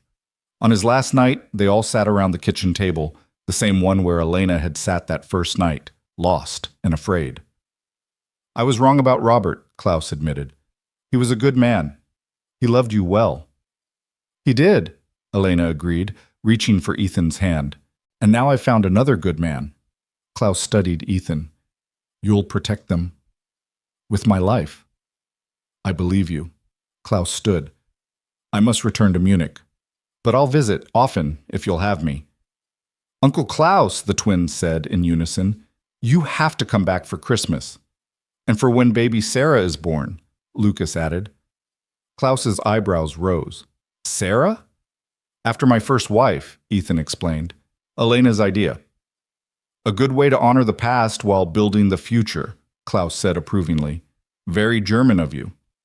After he left, Elena was quiet. They walked by the lake, the same lake where it all began, while the children played in the yard under the watchful eye of their neighbor, Mrs. Patterson. You okay? Ethan asked. I never thought I'd have my brother back. I thought that part of my life was gone forever. Nothing's gone forever, it just changes shape. Very philosophical, Mr. Cole. I have my moments. Elena stopped walking, turning to face him. Do you ever think about how impossible this all is? The odds of you being at that lake at that exact moment, of us ending up here together, building this life? Every day. Does it scare you? Terrified, Ethan admitted. I wake up sometimes thinking it's all a dream. That I'll open my eyes and be back in that empty house, just me and Lucas and the ghosts. It's not a dream, Elena said, taking his hand and placing it on her belly where the baby was kicking. This is real. We're real. Christmas came with a vengeance that year. 2 feet of snow in 3 days, the kind of storm that shut down roads and forced families together. Not that the Cole family minded. They were prepared, the house warm and full of food, the children ecstatic about being snowed in. Klaus had kept his promise, arriving 2 days before Christmas with an absurd amount of presents and stories from Germany. Margaret and William came too, their driver barely making it through before the roads closed. It should have been awkward, the former in-laws, the German brother, the patchwork family, but somehow it worked. They were decorating the tree when Elena's water broke. Now, she said, staring at the puddle on the floor. She's not due for 2 weeks. Babies don't check calendars, Ethan said, already grabbing the hospital bag they'd packed. But looking outside at the white wall of snow, he knew they weren't going anywhere. I'll call 911, William said, reaching for his phone. No signal, Margaret reported, checking hers. The storm must have knocked out the towers. Hospital's 30 miles away, Ethan said, his mind racing. In this snow, even if we could get out, then we do this here, Klaus said calmly. Women have been having babies at home for thousands of years. Not my wife, Ethan started, but Elena grabbed his arm. We don't have a choice. And you've delivered babies before. In the field. That was different. That wasn't you. Ethan. Her voice was calm, but he could see the fear underneath. You saved me once. Saved me again. The next hours were a blur. They set up in the master bedroom, Klaus boiling water because that's what people did in movies, Margaret finding clean towels and sheets, William keeping the children distracted downstairs with stories and games. Elena was magnificent, fierce and determined, gripping Ethan's hand hard enough to leave bruises. Between contractions, she even laughed. This is not how I pictured this going. Nothing about our story has gone as pictured, Ethan pointed out. True. Another contraction hit and she bore down, a sound escaping that was part scream, part warrior cry. I can see her head, Ethan said, his paramedic training taking over. Dark hair like yours. One more big push, love. Love. He'd never called her that before, but it felt right, felt necessary in this moment where life and death danced so close together.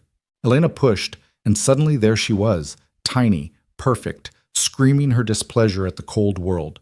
Ethan caught her, his hands sure despite his terror, clearing her airways, checking her color.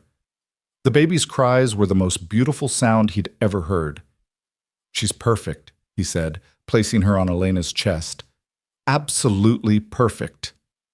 Elena was crying, laughing, exhausted and exhilarated all at once. Sarah, she whispered. Hello, Sarah. The door burst open, and 3 children tumbled in, unable to wait any longer. Is that our sister? Lucas asked, awe in his voice. That's her, Ethan confirmed, wrapping his arm around his son. She's so small, Sophie said.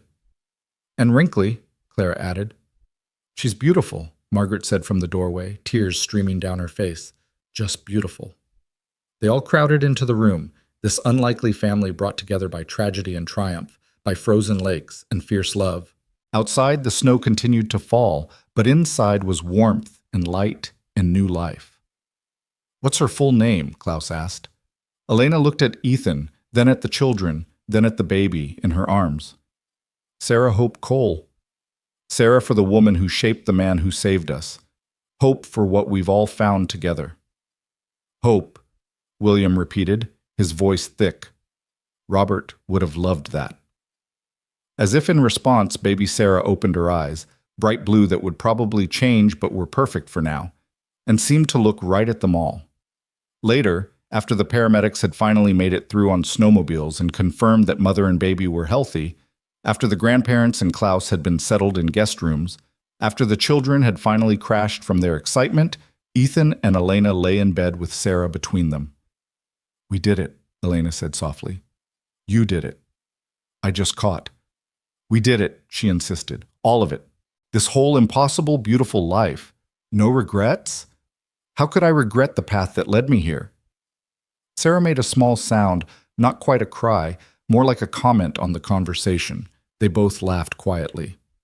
She's going to be trouble, Ethan predicted. I can tell already. Good.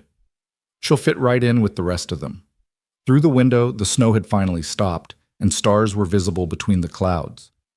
The same stars that had witnessed a desperate rescue on a frozen lake a year ago now watched over a family complete, if unconventional.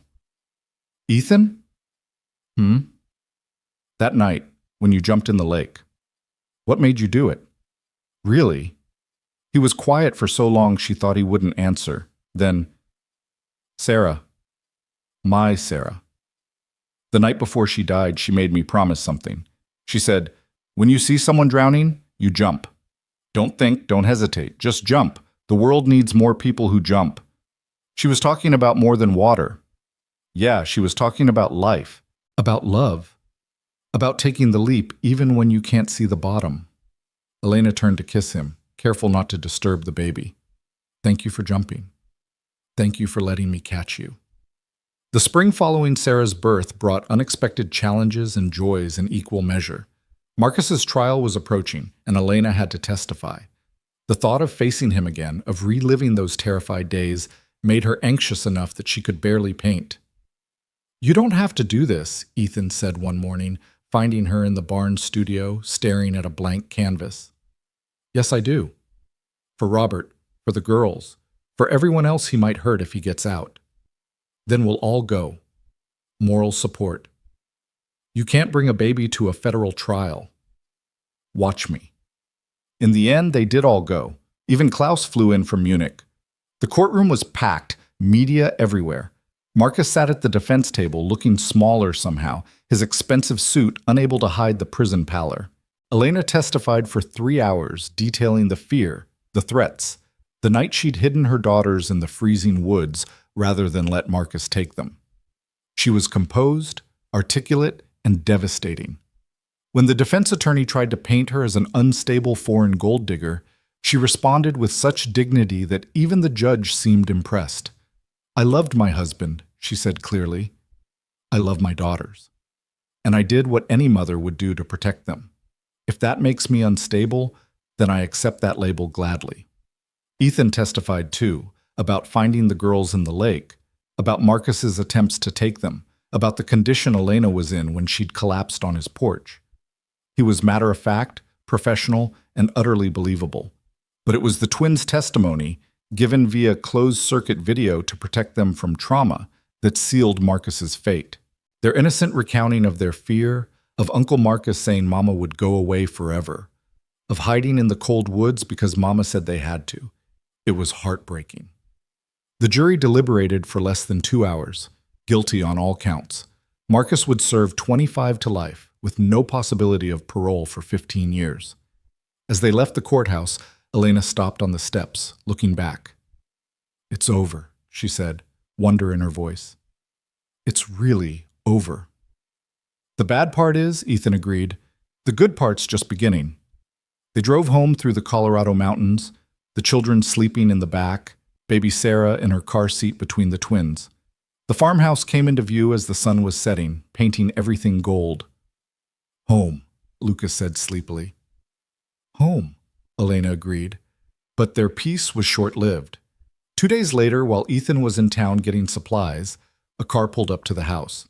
Elena was in the garden with the children when a woman got out, elegant, cold, familiar in a way that made Elena's blood run cold. Hello, Elena, the woman said. Or should I say, sister-in-law. It was Victoria Monroe, Marcus's wife. Elena had met her only once, at Robert's funeral, where she'd stood silent and stone-faced beside her husband. Victoria, what are you doing here? I came to apologize, and to warn you. Warn me? Victoria glanced at the children, who were watching with wide eyes. Perhaps we could speak privately? Elena sent the children inside with strict instructions to watch Sarah and not answer the door for anyone. Then she faced Victoria in the garden, among the vegetables she'd been teaching the twins to grow. Marcus had partners, Victoria said without preamble. People who benefited from his schemes. They're not happy about his conviction, about their exposure. They blame you. Are you threatening me? I'm trying to protect you. Victoria's composure cracked slightly. I know what everyone thinks, that I knew, that I was complicit. But I didn't know. Not until the trial.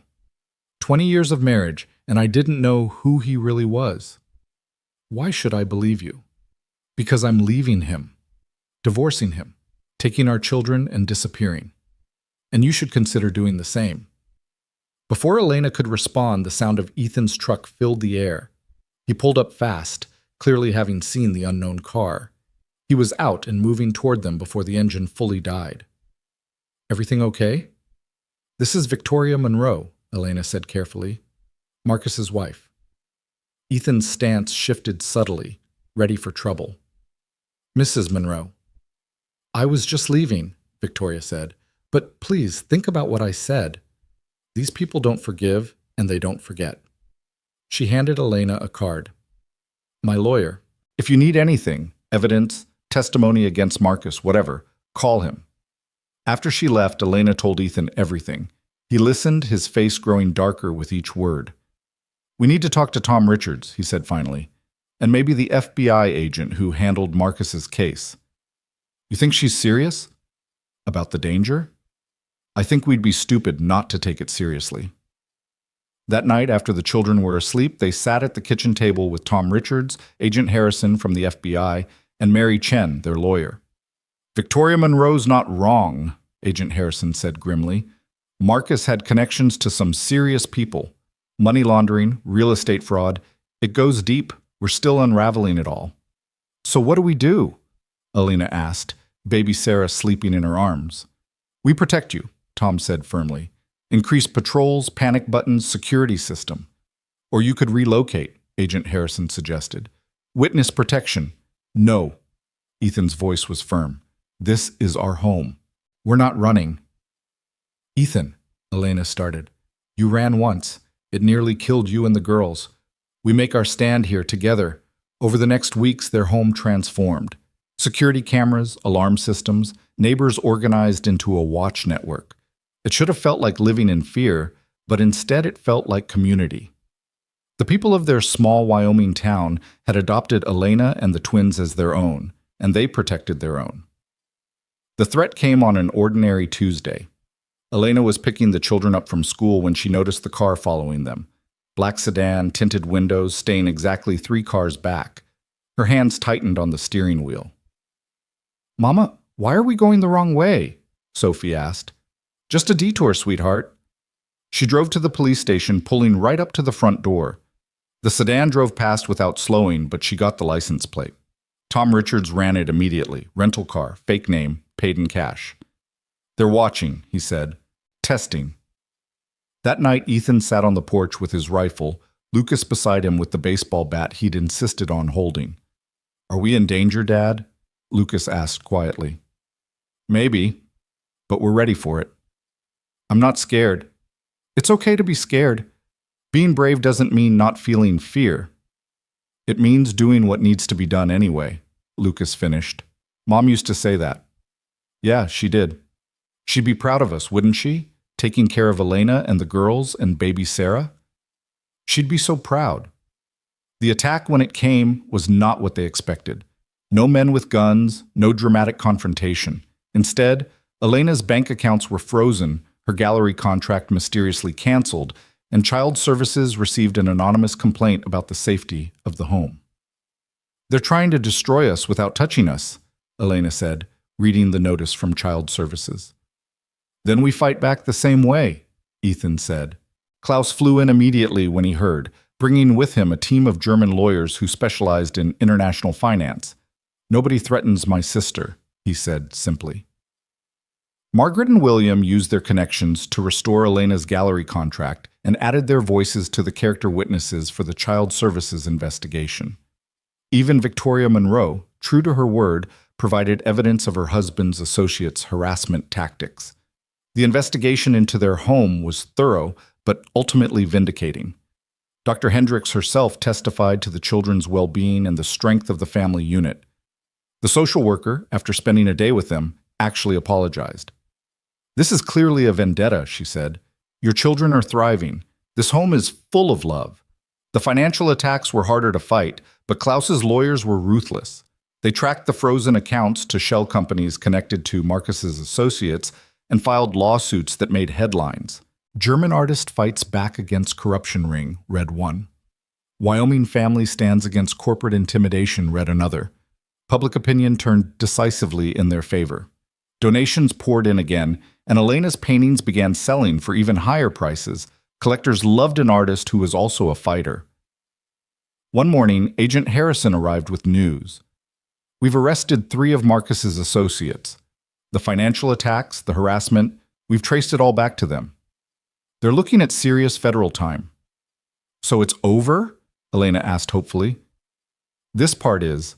Marcus still has a few loyal friends, but they're running scared now. Too much attention, too much heat. You won. That night, they celebrated quietly. No grand party, just family dinner with Klaus, the grandparents, and Mrs. Patterson from next door. The children performed a play they'd written about a brave knight, Lucas, saving two princesses, the twins, from a dragon, while baby Sarah gurgled from her high chair. "You know what this means?" Elena said to Ethan as they cleaned up after everyone had gone home. "What?" "We're free. Really, truly free. No more looking over our shoulders, no more waiting for the next attack." "So what do we do with freedom?" Elena smiled. "We live." And they did. The gallery show that fall was a triumph. Elena's new work, lighter, more hopeful, full of the joy she'd found, sold out opening night.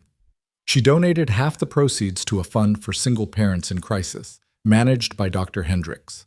Lucas started high school, playing football like his father had, but also taking art classes from Elena. The twins joined the school orchestra, both playing violin with the same intensity they brought to everything.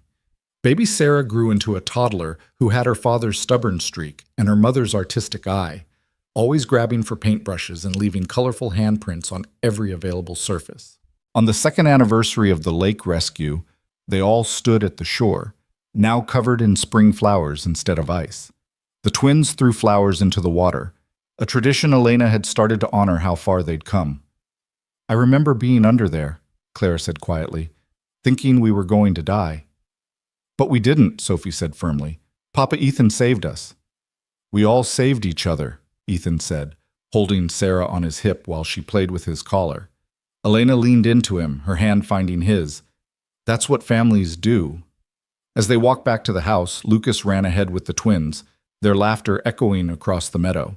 Sarah squirmed to be put down, toddling after her siblings on unsteady legs. "Any regrets?" Elena asked, their old question. "Only one," Ethan said. Elena looked at him in surprise. "What?" "I wish Sarah could have met you. She would have loved you so much." "She did meet me," Elena said softly. "Through you. Every kind thing you do, every time you jump in to save someone, that's her legacy living on." They stopped walking, standing in the field with their house in view.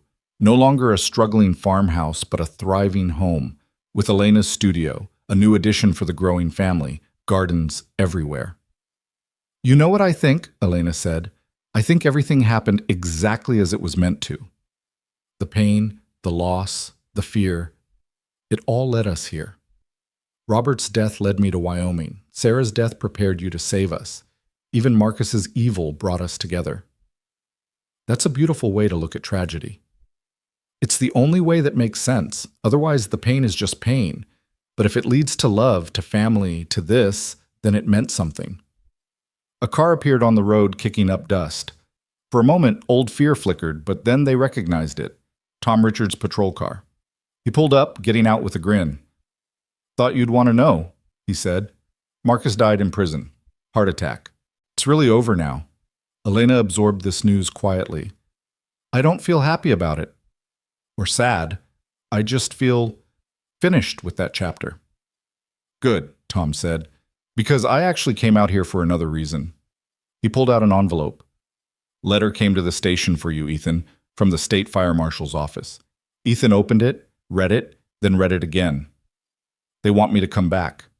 Teaching position at the fire academy, training new firefighters." "That's wonderful," Elena said. "You should—" "It's in Cheyenne. We'd have to move." They all looked at the house, the land, the place where their family had been forged. "Or," Tom said with a grin, "you could take the other offer in there. The one where you set up a training facility here." Apparently some anonymous benefactor, he looked meaningfully at Klaus's car parked by the barn, offered to fund a rural firefighter training program, based right here in Madison County. Ethan read further, his eyes widening. This would mean hiring staff, building facilities. "Tom, this is huge." "You'd be saving lives again," Elena said softly, "teaching others to jump." "We'd be crazy to take this on. With the kids, the baby, your art career." "We've done crazier things," Elena pointed out. "We're good at crazy." That night, after the children were asleep, Ethan and Elena sat on the porch swing they'd installed last summer. The stars were bright, the air was warm, and somewhere in the distance, coyotes sang to the moon. "So we're really doing this?" Elena asked. "The training center?" "If you're okay with it. It means chaos, construction, strangers coming through. It means purpose," Elena interrupted. "It means teaching others what you taught our children, that when someone needs help, you help. When you see someone drowning, you jump. You really are amazing, you know that? I'm a survivor who found a protector who became a partner. We're both amazing." Baby Sarah cried from inside, and they both started to get up, then laughed. "Your turn," they said in unison, then laughed again. "Rock, paper, scissors?" Ethan suggested. "Just go," Elena said, pushing him gently. "But hurry back. I want to talk about maybe another baby." Ethan stopped dead. "Another? Elena, we have 4 kids already. And a big house and so much love. And besides," she said with a mischievous smile, "Lucas wants a brother. He's outnumbered." "You're serious." When have I ever not been serious about family? As Ethan went inside to tend to Sarah, he could hear Elena humming, some German lullaby she sang to all the children. Through the window, he could see into the living room where the walls were covered with photos. Their wedding, the twins' first day of school, Lucas's football games, Sarah's first steps, Elena's gallery openings, Klaus visiting from Germany, the grandparents learning to relax and play. A family built from tragedy but defined by triumph. A love story written in rescue and redemption. A future bright with possibility. And it had all started with a single moment of choice when a grieving father decided to jump into a frozen lake to save 2 drowning girls, never knowing he was really saving himself. The construction crews arrived on a Monday morning in June, their trucks rumbling down the dirt road like an invading army. Sarah, now 2 and fearless, stood at the window shouting, "Trucks! Big trucks!" while the twins tried to teach her to count them in German.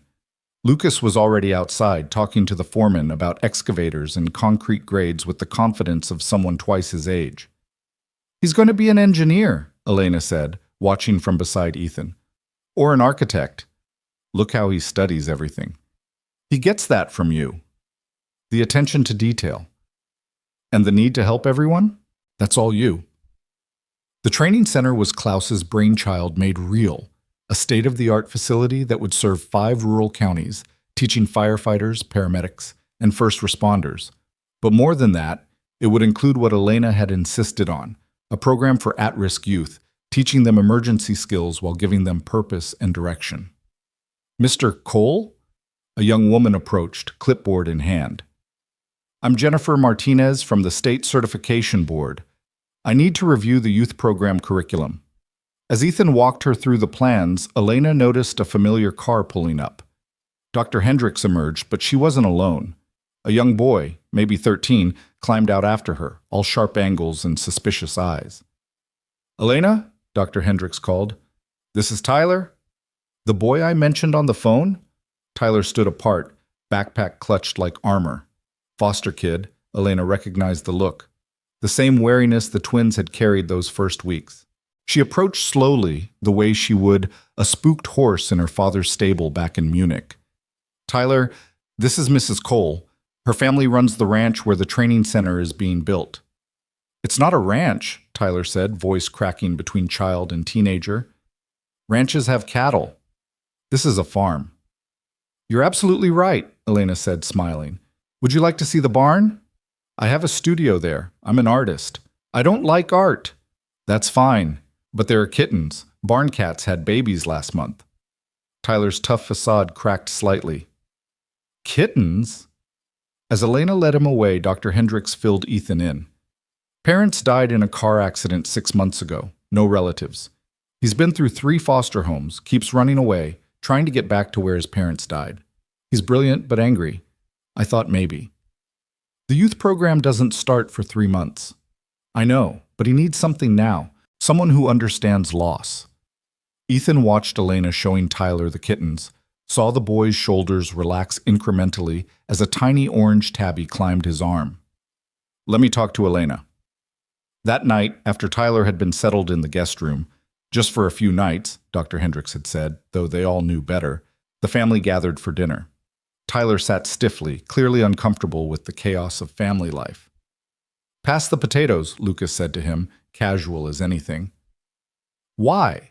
Tyler challenged. "Because they're closer to you and I'm hungry." "What if I don't want to?" Lucas shrugged. "Then I'll get up and get them myself. But it'd be easier if you just passed them."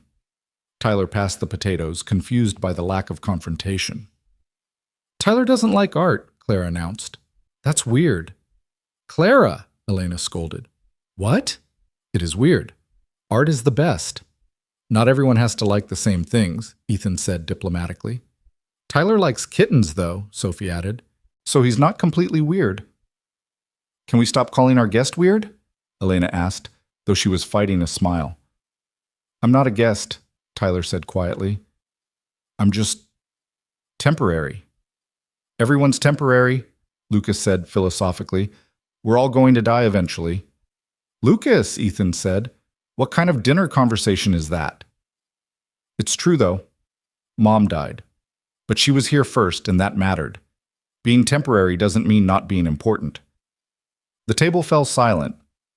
Tyler stared at Lucas with something like recognition. Here was another kid who understood loss. "Your mom died?" Tyler asked. "Cancer, 4 years ago. Mine was a car accident, both parents. That sucks." "Yeah." And somehow that simple exchange shifted something. Tyler ate the rest of his dinner, even helped clear the table when the twins enlisted him through sheer persistent chatter. Later, Ethan found Tyler on the porch, staring at the stars. "Different from the city?" Ethan asked, sitting beside him. "My dad used to show me constellations. Before we moved to Denver, when we lived in the country." "Which ones do you remember?" Tyler pointed. "Orion, Cassiopeia, the Big Dipper, obviously. Your dad taught you well. He taught me a lot of things. How to throw a baseball, how to change a tire, how to be brave." Tyler's voice broke on the last word. "Being brave isn't about not being scared or sad," Ethan said carefully. "It's about keeping going anyway. That's what everyone says. Doesn't make it less true." They sat in silence for a while. Then Tyler asked, "Why did you take me in?" "The real reason." "Because someone needs to. Because you need somewhere to be while you figure out what comes next. Because my wife, my first wife, would have opened that door before Dr. Hendricks even finished asking." "Your first wife?" "Sarah. She died, like Lucas said. Elena is my second wife. The twins are her daughters from her first marriage. Their father died too. We're kind of a collection of broken pieces that fit together into something new." Tyler absorbed this. "So everyone here has lost someone?" "Everyone everywhere has lost someone. The question is what you do after. What did you do?" "Jumped in a frozen lake to save 2 drowning girls. Ended up saving myself in the process." The next morning, Tyler was still there, helping Lucas with chores without being asked. Within a week, he'd stopped mentioning leaving. Within a month, when Dr. Hendricks asked if he wanted to try another foster home closer to Denver, he said no so firmly that everyone pretended not to notice Elena wiping her eyes. The training center construction continued through the summer. The main building took shape: classrooms, simulation rooms, a burn tower for practicing rescues. The youth dormitory was Elena's project, designed to house 20 teenagers for month-long programs. "We're calling it Phoenix House," she explained to a reporter who'd come to do a story, "for rising from ashes." "And this all started because you saved those girls from the lake?" the reporter asked Ethan. "It started before that," Ethan corrected. "It started when my first wife made me promise to always jump when someone needed help. The lake was just one jump of many."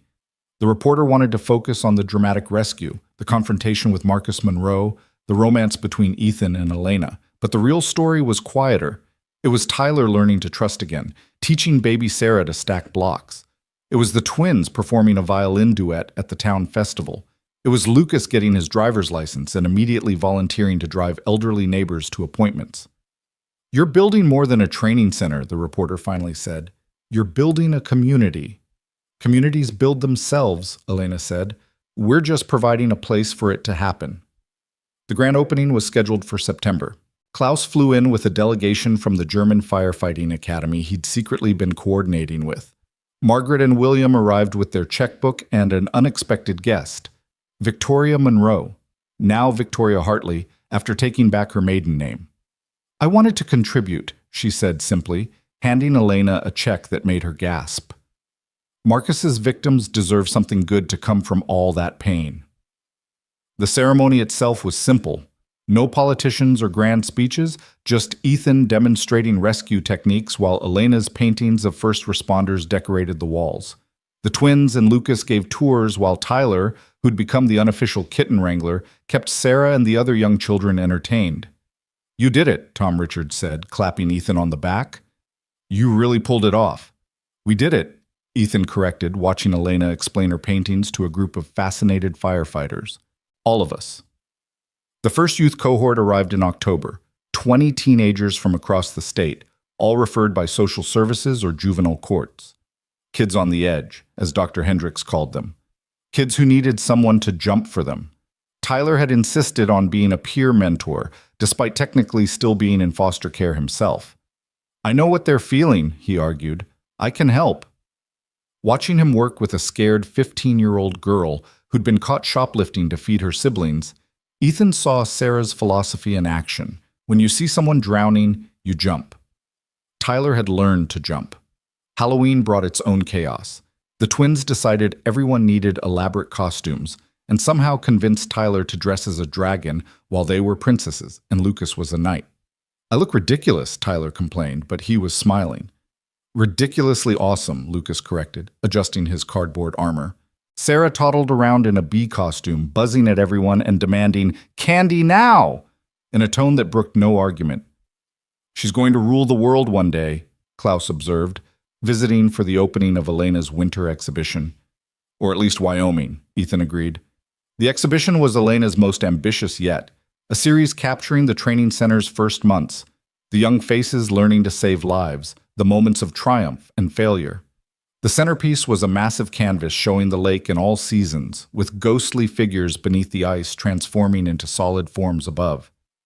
"It's about emergence," Elena explained to the crowd, "about coming up from the depths into the light." Patricia Westbrook had come from Jackson, bringing collectors from both coasts. "These will sell immediately," she said. "But are you sure you want to sell them?" "They're so personal. They need to be in the world," Elena said. "Art hoarded is art wasted." "Speaking of not wasting things," Klaus said, pulling Ethan aside, "I have a proposition." He explained his idea, an exchange program between the Wyoming Center and the German Academy. Young firefighters crossing the Atlantic to learn different techniques, different approaches. "Why?" Ethan asked. "Because isolation kills innovation. Because those kids you're training deserve to see the world. Because..." Klaus paused. "Because you saved my sister and gave me back my family.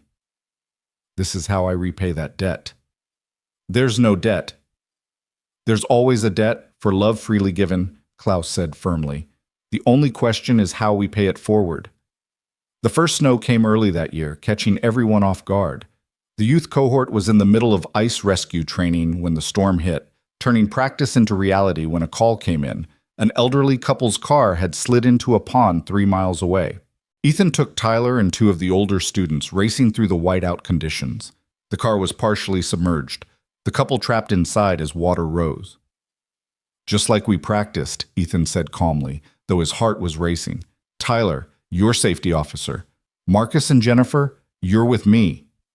They worked with precision, breaking the window, extracting the couple, getting them to warm safety. The old man was hypothermic but conscious, his wife scared but uninjured. "You saved us," she kept saying. "Those children saved us." "That's what we train for," 17-year-old Marcus said, but his hands were shaking with adrenaline and pride. Back at the center, the other students surrounded them, wanting every detail. Tyler stood a little taller, having coordinated his first real rescue. "How did it feel?" one of the younger students asked. "Terrifying," Tyler admitted. "But also, right, like this is what I'm supposed to do." That evening, Elena found Ethan in the barn, checking on the horses they'd acquired for wilderness rescue training. "Tyler did well today," she said. He did. He's ready. Ready for what? Ethan pulled out a folder he'd been hiding. Adoption papers. If we want. I know we said no more kids after Sarah, but Elena kissed him, cutting off his words. Of course we want him. He's been ours for months. 5 kids, Ethan said, shaking his head. We're insane. Sanely insane, Elena corrected. The best kind. They told Tyler the next day. The whole family gathered in the living room. Dr. Hendricks was there, smiling like she'd known all along this would happen. You want to adopt me? Tyler's voice was barely a whisper. Like permanently? Permanently, Ethan confirmed. If you'll have us. Tyler looked around the room, at Lucas, who'd become the brother he'd never had, at the twins who decorated his room with their art, at baby Sarah, who was currently trying to climb him like a jungle gym, at Elena, who taught him that creating beauty was its own form of rescue. Yes, he said, then louder. Yes! The twins cheered. Lucas punched his shoulder affectionately, and Sarah yelled, "Tie mine," which had become her way of claiming family members. Christmas that year was chaos multiplied. Klaus arrived with presents that required an entire truck to deliver. Margaret and William came bearing educational funds for all 5 children. Victoria sent a letter saying she'd started a foundation for families affected by white-collar crime. But the best moment came Christmas morning when Tyler opened a small box from Ethan and Elena. Inside was a simple silver compass engraved with words, "So you can always find your way home." Tyler didn't cry. He was 15 and too tough for that, but his eyes were suspiciously bright as he hugged them both. "Hey," Lucas said, "want to see something cool?" He led them all outside where it had snowed overnight, covering the world in pristine white. The lake sparkled in the distance, frozen again, but no longer threatening, just part of their landscape, their history. "Look," Lucas said, pointing. In the snow leading from the house to the barn, to the training center, to the road, and back again, were footprints. Dozens of them, all different sizes, crossing and recrossing, creating a map of their daily lives. "We did that," Sophie said wonderingly. "All of us." "It's art," Claire declared. "Life art." "It's family," Elena said softly, one hand on her stomach where, though she hadn't told anyone yet, another little life was growing. Ethan noticed the gesture, recognized it from Sarah's pregnancy. He raised an eyebrow and Elena nodded slightly, smiling. "Another one?" he whispered. "Klaus wants a nephew," she whispered back. "Klaus wants a lot of things. And we want a big family. Looks like everyone wins." As they stood there in the snow, their blended, chaotic, perfect family, the emergency radio Ethan always carried crackled to life. Another accident. Another rescue needed. "I'll go," Tyler said immediately. "We'll all go," Lucas added. "It's Christmas," Ethan started. "When else would people need help more?" Tyler asked, already heading for his coat. And so they went. Not all of them. Sarah was too young, and someone needed to watch her. But Ethan, Tyler, and Lucas in one truck, followed by 3 students from the youth program who'd had nowhere else to go for the holidays. The rescue was straightforward. A family whose car had slid off the road, cold and scared but uninjured. They got them out, warmed up, and on their way. As they drove back, Tyler said quietly, "This is what you meant, isn't it? About jumping. It's not just about the dramatic saves. It's about showing up." "Every time," Ethan agreed. "Even on Christmas. Especially on Christmas." When they got home, Elena had hot chocolate waiting, and the twins were performing what they claimed was the Nutcracker, but looked more like interpretive wrestling. Sarah had chocolate on every visible surface, and Klaus was teaching her German curse words when he thought no one was listening. "This is perfect," Tyler said suddenly. "Really?" Lucas asked. "Even with the chaos?" "Especially with the chaos. Real families are messy." "The messiest," Ethan agreed, catching Elena's eye across the room. That night, after all the children were finally asleep, Tyler in his room with posters of firefighters replacing the band posters he'd arrived with, the twins in their shared space that looked like an art supply store had exploded. Lucas in his room planning engineering projects, Sarah in her crib probably dreaming of world domination. Ethan and Elena stood at their bedroom window. 6 kids, Elena said. We're going to have 6 kids. Sarah would have loved it. She would have. And Robert, he always wanted a big family, but was afraid of disappointing them like his father disappointed him. They're both part of this, Ethan said. Their love prepared us to love bigger. Outside, snow began to fall again, soft and silent. The lake reflected the moonlight, peaceful now, no longer a site of trauma, but of transformation. What are you thinking? Elena asked. About that night. If Lucas hadn't seen those footprints, if I'd been 30 seconds later, if the ice had been slightly thicker or thinner. But he did, you weren't, and it wasn't. Everything happened exactly as it needed to. You really believe that? I believe we make meaning from what happens to us. And the meaning we've made? It's beautiful. From down the hall came a cry, Sarah, awakening from a dream. They both moved toward the door, then stopped, listening. They heard footsteps, Tyler getting up to check on her, his voice soft and patient, singing some pop song as a lullaby. Sarah's cries stopped. He's going to be an amazing firefighter, Elena said. He's already an amazing brother. They went back to bed, but neither slept immediately. Instead, they lay there listening to their house, the old bones creaking in the wind, the furnace humming, one of the twins getting up for water, Lucas's music playing softly from his room despite the late hour. Ethan? Thank you. For what? For jumping.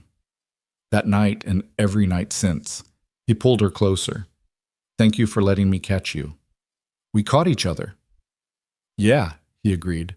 We did. As sleep finally took them across the property, the training center stood ready for the next cohort of young people who needed to learn that jumping was possible, that rescue could become redemption, that families could be built from the most unexpected pieces. And in the barn, Elena's latest painting sat drying, a portrait of their family at dinner, all 6 children, the baby just a suggestion of light and possibility. Klaus and the grandparents, Dr. Hendricks and Tom Richards, Mrs. Patterson from next door. It was titled simply, Home. The exhibition featuring that painting would open in the spring, coinciding with the training center's first graduation. 20 young people would receive their certificates, Tyler among them as the first graduate of the peer mentorship program. The German exchange students would arrive. Baby number 6 would make his appearance, Klaus would get his nephew after all. And life would continue its beautiful, messy, complicated dance. But all of that was still to come. For now, in the deep Wyoming winter, a family that shouldn't exist slept peacefully in a house built on second chances, their footprints in the snow the only evidence of the miracle that had brought them together. Spring arrived with Elena in her 8th month, moving slowly, but still painting with fierce determination. The German exchange students had arrived 3 weeks early due to a scheduling mix-up, and the house had become a polyglot chaos of English, German, and teenage enthusiasm. Tyler had taken charge of their orientation with a seriousness that made Ethan proud. They need to understand American rescue protocols, Tyler explained over breakfast, while 4 young Germans nodded seriously and Sarah tried to steal bacon from everyone's plates. The differences could cost lives. Or save them, added Friedrich, the eldest of the Germans at 19. Your ice rescue techniques, we have nothing like this in Munich. Klaus, who'd extended his stay to help with the exchange program, translated the more complex discussions. Tyler's right, though. The integration must be seamless. The graduation ceremony was 2 weeks away, and the entire town was preparing. What had started as a simple certificate ceremony had grown into a festival celebrating the training center's first year. Elena's exhibition would open the same weekend, and somehow she'd convinced Patricia Westbrook to bring collectors from New York. You're 8 months pregnant, Ethan reminded her as she stood on a ladder, adjusting a painting's position. And you're being overprotective, Elena shot back, though she let him help her down. This baby's not coming until after the graduation, I promised Tyler. Babies don't keep promises, Margaret said, arriving with another load of flowers for the ceremony. She and William had become fixtures in their lives, driving up from Denver every few weeks. Trust me, I've had to. This one will, Elena said firmly. He knows how important this is. The name had already been decided. Samuel Klaus Cole, honoring both Ethan's father and Elena's brother. Klaus had cried when they told him, though he'd blamed it on allergies. That afternoon, a car arrived that nobody recognized, a rental with California plates. The woman who got out was young, maybe 25, with tired eyes and a baby on her hip. "I'm looking for Tyler Morrison," she said when Ethan answered the door. Tyler appeared from the barn where he'd been training the Germans in ladder rescue. "Yeah." The woman's face crumpled. "Tyler? Oh my God, you look just like him." "Like who?" Tyler's voice was careful, defensive. "Your father." "My brother. I'm your Aunt Jessica." The room went still. Tyler had been told he had no family, that extensive searches had found no one. Yet here stood a woman with his father's eyes and his own stubborn chin. "That's impossible," Tyler said flatly. "They said no family." Jessica shifted the baby, pulling out documents with her free hand. "I was in Afghanistan." Army nurse. "By the time I got back, processed out, found out about David and Marie, you were already in the system. I've been fighting to find you for 6 months." "And now you want me to come with you?" Tyler's voice rose. "Now, when I finally have a home? Jessica looked around, taking in the family that had formed around her nephew. "I don't know what I want. I just knew I had to find you." Elena moved forward, ever the peacemaker despite her advanced pregnancy. "You must be exhausted. Please sit. We have a lot to discuss." The next hours were tense. Jessica told her story. The estrangement from her brother over her military service, their parents' death years earlier, her own struggles as a single mother after the baby's father left. She'd only learned about the accident through a delayed notification from the Army. "I don't want to disrupt your life," she said to Tyler. You're my only family besides Emma here. I needed to know you were okay." "I'm more than okay," Tyler said, his hand finding Ethan's shoulder. "I have a family. A real one." "I can see that." Jessica's eyes were wet. "David would be so grateful. He always worried about Tyler being alone if something happened." "He's never alone," Lucas said firmly. "He's got us." The twins, who'd been uncharacteristically quiet, suddenly burst into action. "You should stay for the graduation," Clara announced. "Tyler's giving a speech," Sophie added, "about second chances." "I am?" Tyler looked panicked. "You are now," Ethan said with a smile. Jessica stayed. Not just for the graduation, but indefinitely, renting a small apartment in town. She didn't try to take Tyler. She recognized what everyone could see, that he'd found his place. Instead, she became part of the extended constellation of family that seemed to grow around the Coles like wildflowers in spring. The morning of graduation dawned clear and bright. Elena woke with a backache but said nothing, not wanting to worry anyone. The house was chaos. Germans practicing their demonstration, the twins arguing about their violin performance, Sarah escaping every attempt to dress her in anything clean. "Where's Tyler?"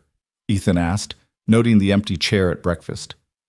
"At the lake," Lucas said. "He goes there every graduation morning. Says it helps him think." Ethan found Tyler sitting on the same shore where it had all begun, though the lake was placid now, reflecting the morning sky. "Nervous?" Ethan asked, sitting beside him. "Terrified. What if I mess up the speech?" "Then you mess up. People will understand." "It's just, a year ago I had nobody. I was nobody.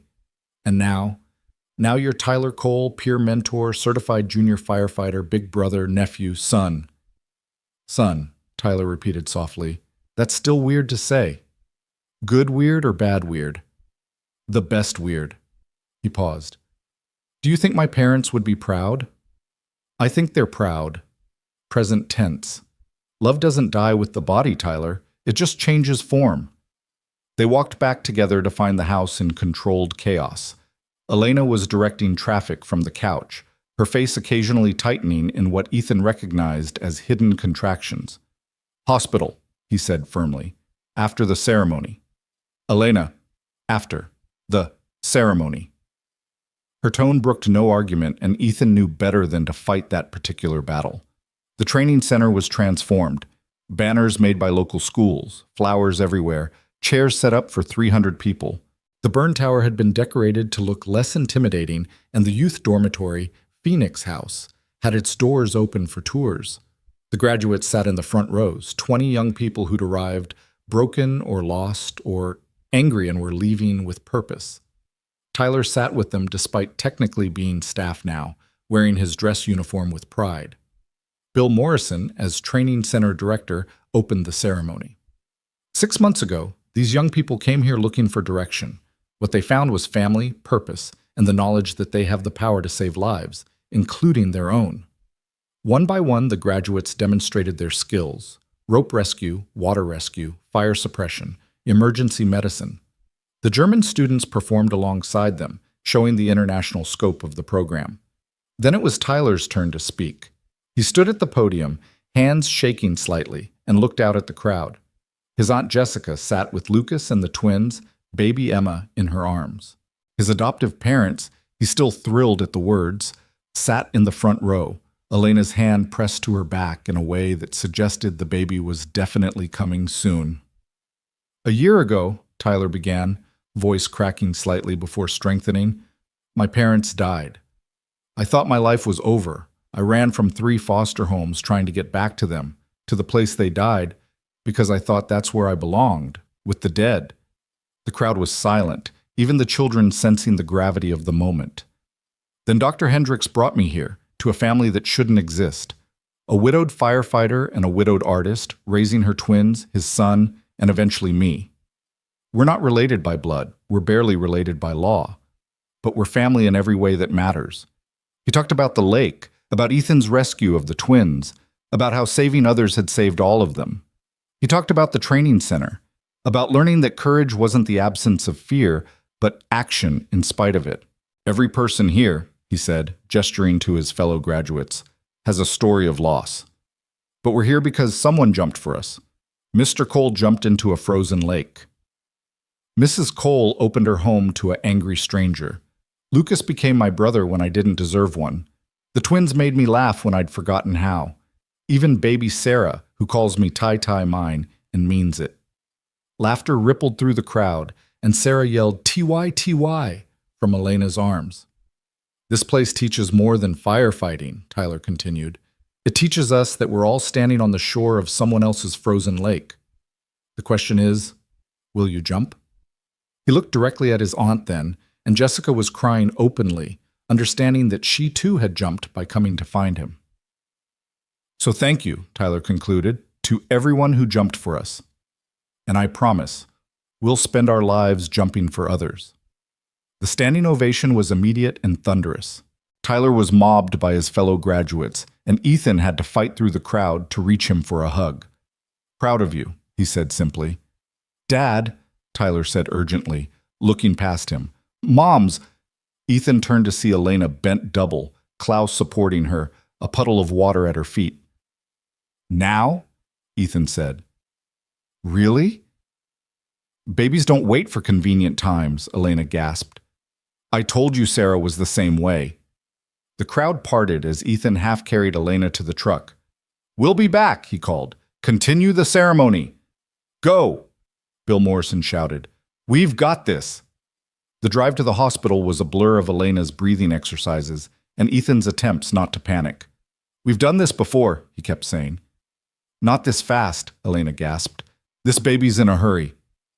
They barely made it to the delivery room.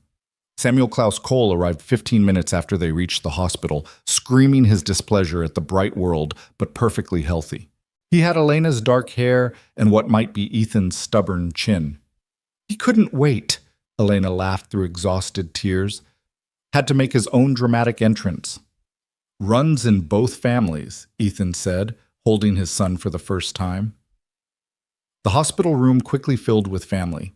Lucas and Tyler arrived first, having broken several speed limits. The twins followed with Klaus, and Sarah toddled in demanding to see Baby. "He's so small," Tyler said wonderingly. "You were that small once," Jessica said from the doorway, holding Emma. "David sent me pictures." "Samuel, meet your army," Elena said softly. 5 siblings, an aunt, a cousin, grandparents, and an uncle who's going to spoil you rotten. Only appropriate spoiling, Klaus protested, though he was already pulling out his phone to order things from Germany. Margaret and William arrived with the entire graduation class, who filled the hallway until nurses shooed them out. Friedrich and the other Germans sang something in their language that sounded like a blessing. "This is insane," the head nurse muttered. "This is family," Dr. Hendricks corrected, having arrived with Tom Richards and half the town council. That evening, after everyone had finally left, the core family gathered in Elena's room. The ceremony had continued without them, all 20 graduates receiving their certificates. Tyler had been voted best speaker, and the German exchange had been deemed such a success that they were planning quarterly programs. "We missed my exhibition opening," Elena realized suddenly. "Patricia handled it," Ethan assured her. "Sold every piece in the first hour. Something about the artist giving birth during the ceremony adding to the mystique." "Art collectors are strange," Elena said, adjusting Samuel in her arms. "Says the woman who paints underwater trauma scenes while pregnant," Lucas pointed out. "Fair point." Tyler was quiet, sitting by the window with Sarah on his lap, teaching her to count Samuel's tiny fingers. "You okay?" Ethan asked. "Just thinking. About cycles. My parents died, but Jessica found me. The twins almost died, but you saved them. Your first wives died, but you found each other. Now Samuel's here, starting fresh. It's like life insists on continuing," Elena finished. "Like love finds a way to replicate itself, even through loss." "Or maybe because of it," Tyler said. "Maybe we love harder because we know it can end." For a 15-year-old who'd been angry at the world just a year ago, it was remarkably profound. "Uncle Klaus is crying again," Clara observed. "Allergies," Klaus said gruffly. "In a hospital?" Sophie asked skeptically. "German allergies are very specific." Everyone laughed, even baby Samuel making a sound that Elena insisted was definitely a laugh and not gas. Jessica approached Tyler tentatively. "I know you have a family. I'm not trying to replace that, but maybe Emma could know her cousin? Maybe we could be part of this somehow." Tyler looked at Ethan and Elena, who both nodded. "Family isn't limited," Elena said. "It expands to fill the space available." "Then yeah," Tyler said to Jessica. "Emma should know her cousin. All 6 of them." 7, Klaus corrected. "Friedrich has applied to stay for a full year." "If that's acceptable?" "We'll need a bigger house," Ethan said, but he was smiling. "Or a compound," Lucas suggested. "Like the Kennedy family, but less tragic." "Still pretty tragic," Tyler pointed out. "Dead parents everywhere." "But look what we built from the tragedy," Elena said, gesturing to encompass them all. 3 days later, they brought Samuel home to a house decorated by the twins and the German students. A banner reading, "Welcome Home Samuel," in 3 languages stretched across the porch. The barn cats had been decorated with ribbons by Sarah, who decided they needed to be fancy for her brother. Tyler had moved his things to share with Lucas, giving the nursery back to the baby. "Brothers share," he'd said simply, and Lucas had helped him move without complaint. That night, as Ethan walked the floors with a fussy Samuel, he found Elena in her studio, sketching despite doctor's orders to rest. "You should be in bed." "I had to get this down while it's fresh." She showed him the sketch, the hospital room, crowded with their chaotic family, everyone focused on the tiny new life at the center. "What will you call it?" "The Haven. Like the sanctuary we're building for families in crisis. This is what we're really offering, not just training or emergency placement, but the chance to build something new from whatever pieces you have." Samuel finally settled, and Ethan sat beside Elena, their son between them. Through the window, they could see the training center lit up for night exercises. Tyler was out there, teaching the new cohort that had arrived that morning, kids who reminded him of himself a year ago, angry and lost and certain they were alone. "He's going to be amazing at this," Elena said, watching Tyler demonstrate a rescue hold with patience she wouldn't have thought possible from the boy who'd arrived so bristling with rage. "They all are. Lucas wants to study engineering to design better rescue equipment. The twins are already planning an art therapy program for Phoenix House. Even Sarah's going to run the whole operation by the time she's 10. Probably." Samuel stirred, making the little sounds that suggested he was dreaming. What did newborns dream of? Warmth, probably. Safety milk. The simple things that meant survival. We've come so far from that night at the lake, Elena said softly. Some days it feels like yesterday. Some days it feels like a lifetime ago. Both are true. The next morning brought unexpected visitors. A van pulled up carrying 3 families, parents and children who looked road-weary and hopeful. We heard about this place, one father said, holding a newspaper clipping about the training center.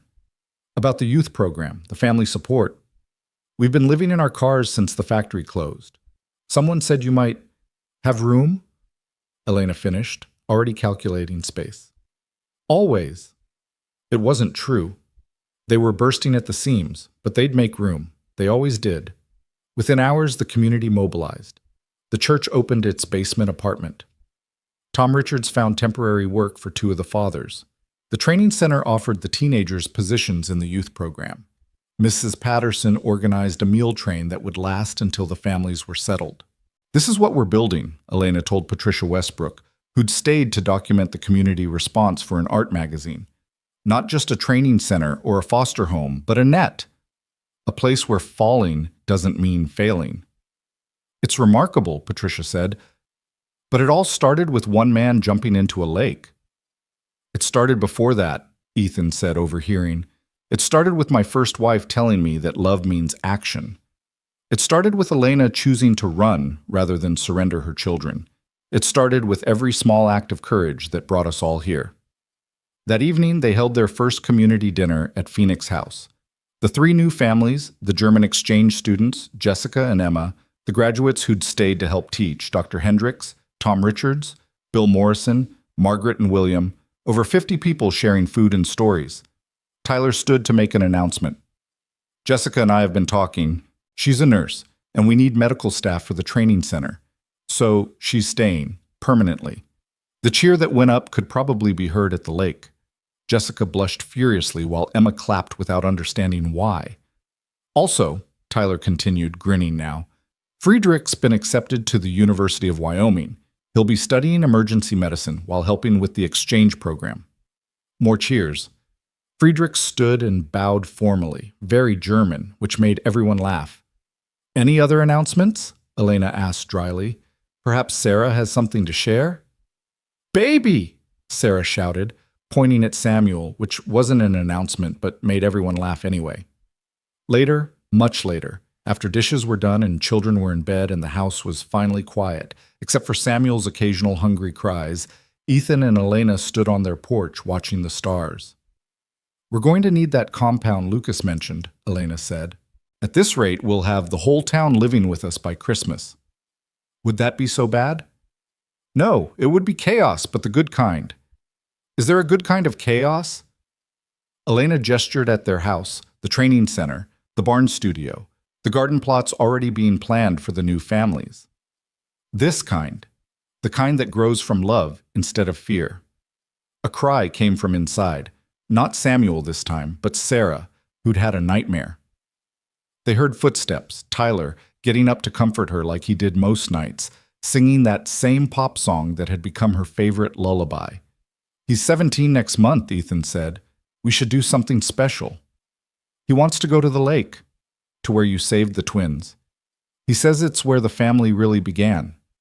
That's either really healthy or really morbid. Both, probably, like most of life. They went inside to find Tyler walking the halls with Sarah, who was fighting sleep with every fiber of her 3-year-old being. He looked up as they approached. Sorry if we woke you. We were up, Ethan said. Want me to take her? Nah, I've got her. She's almost out. Tyler continued his circuit, and sure enough, Sarah's eyes were fluttering closed. Tyler, Elena said suddenly, you know we're proud of you, right? Not for the speeches or the grades or the helping, just for being you. Tyler stopped walking, clearly fighting emotion. Yeah, I know. It's the first time I've known that, really known it. Good. Because we're about to ask you to help with night feedings for Samuel, and we want you to know it's from love, not exploitation. Tyler laughed quietly, careful not to wake Sarah. I figured. Lucas already warned me. He says it's a rite of passage. Lucas is wise beyond his years. We all are, Tyler said, resuming his walk. That's what happens when you rebuild from ruins.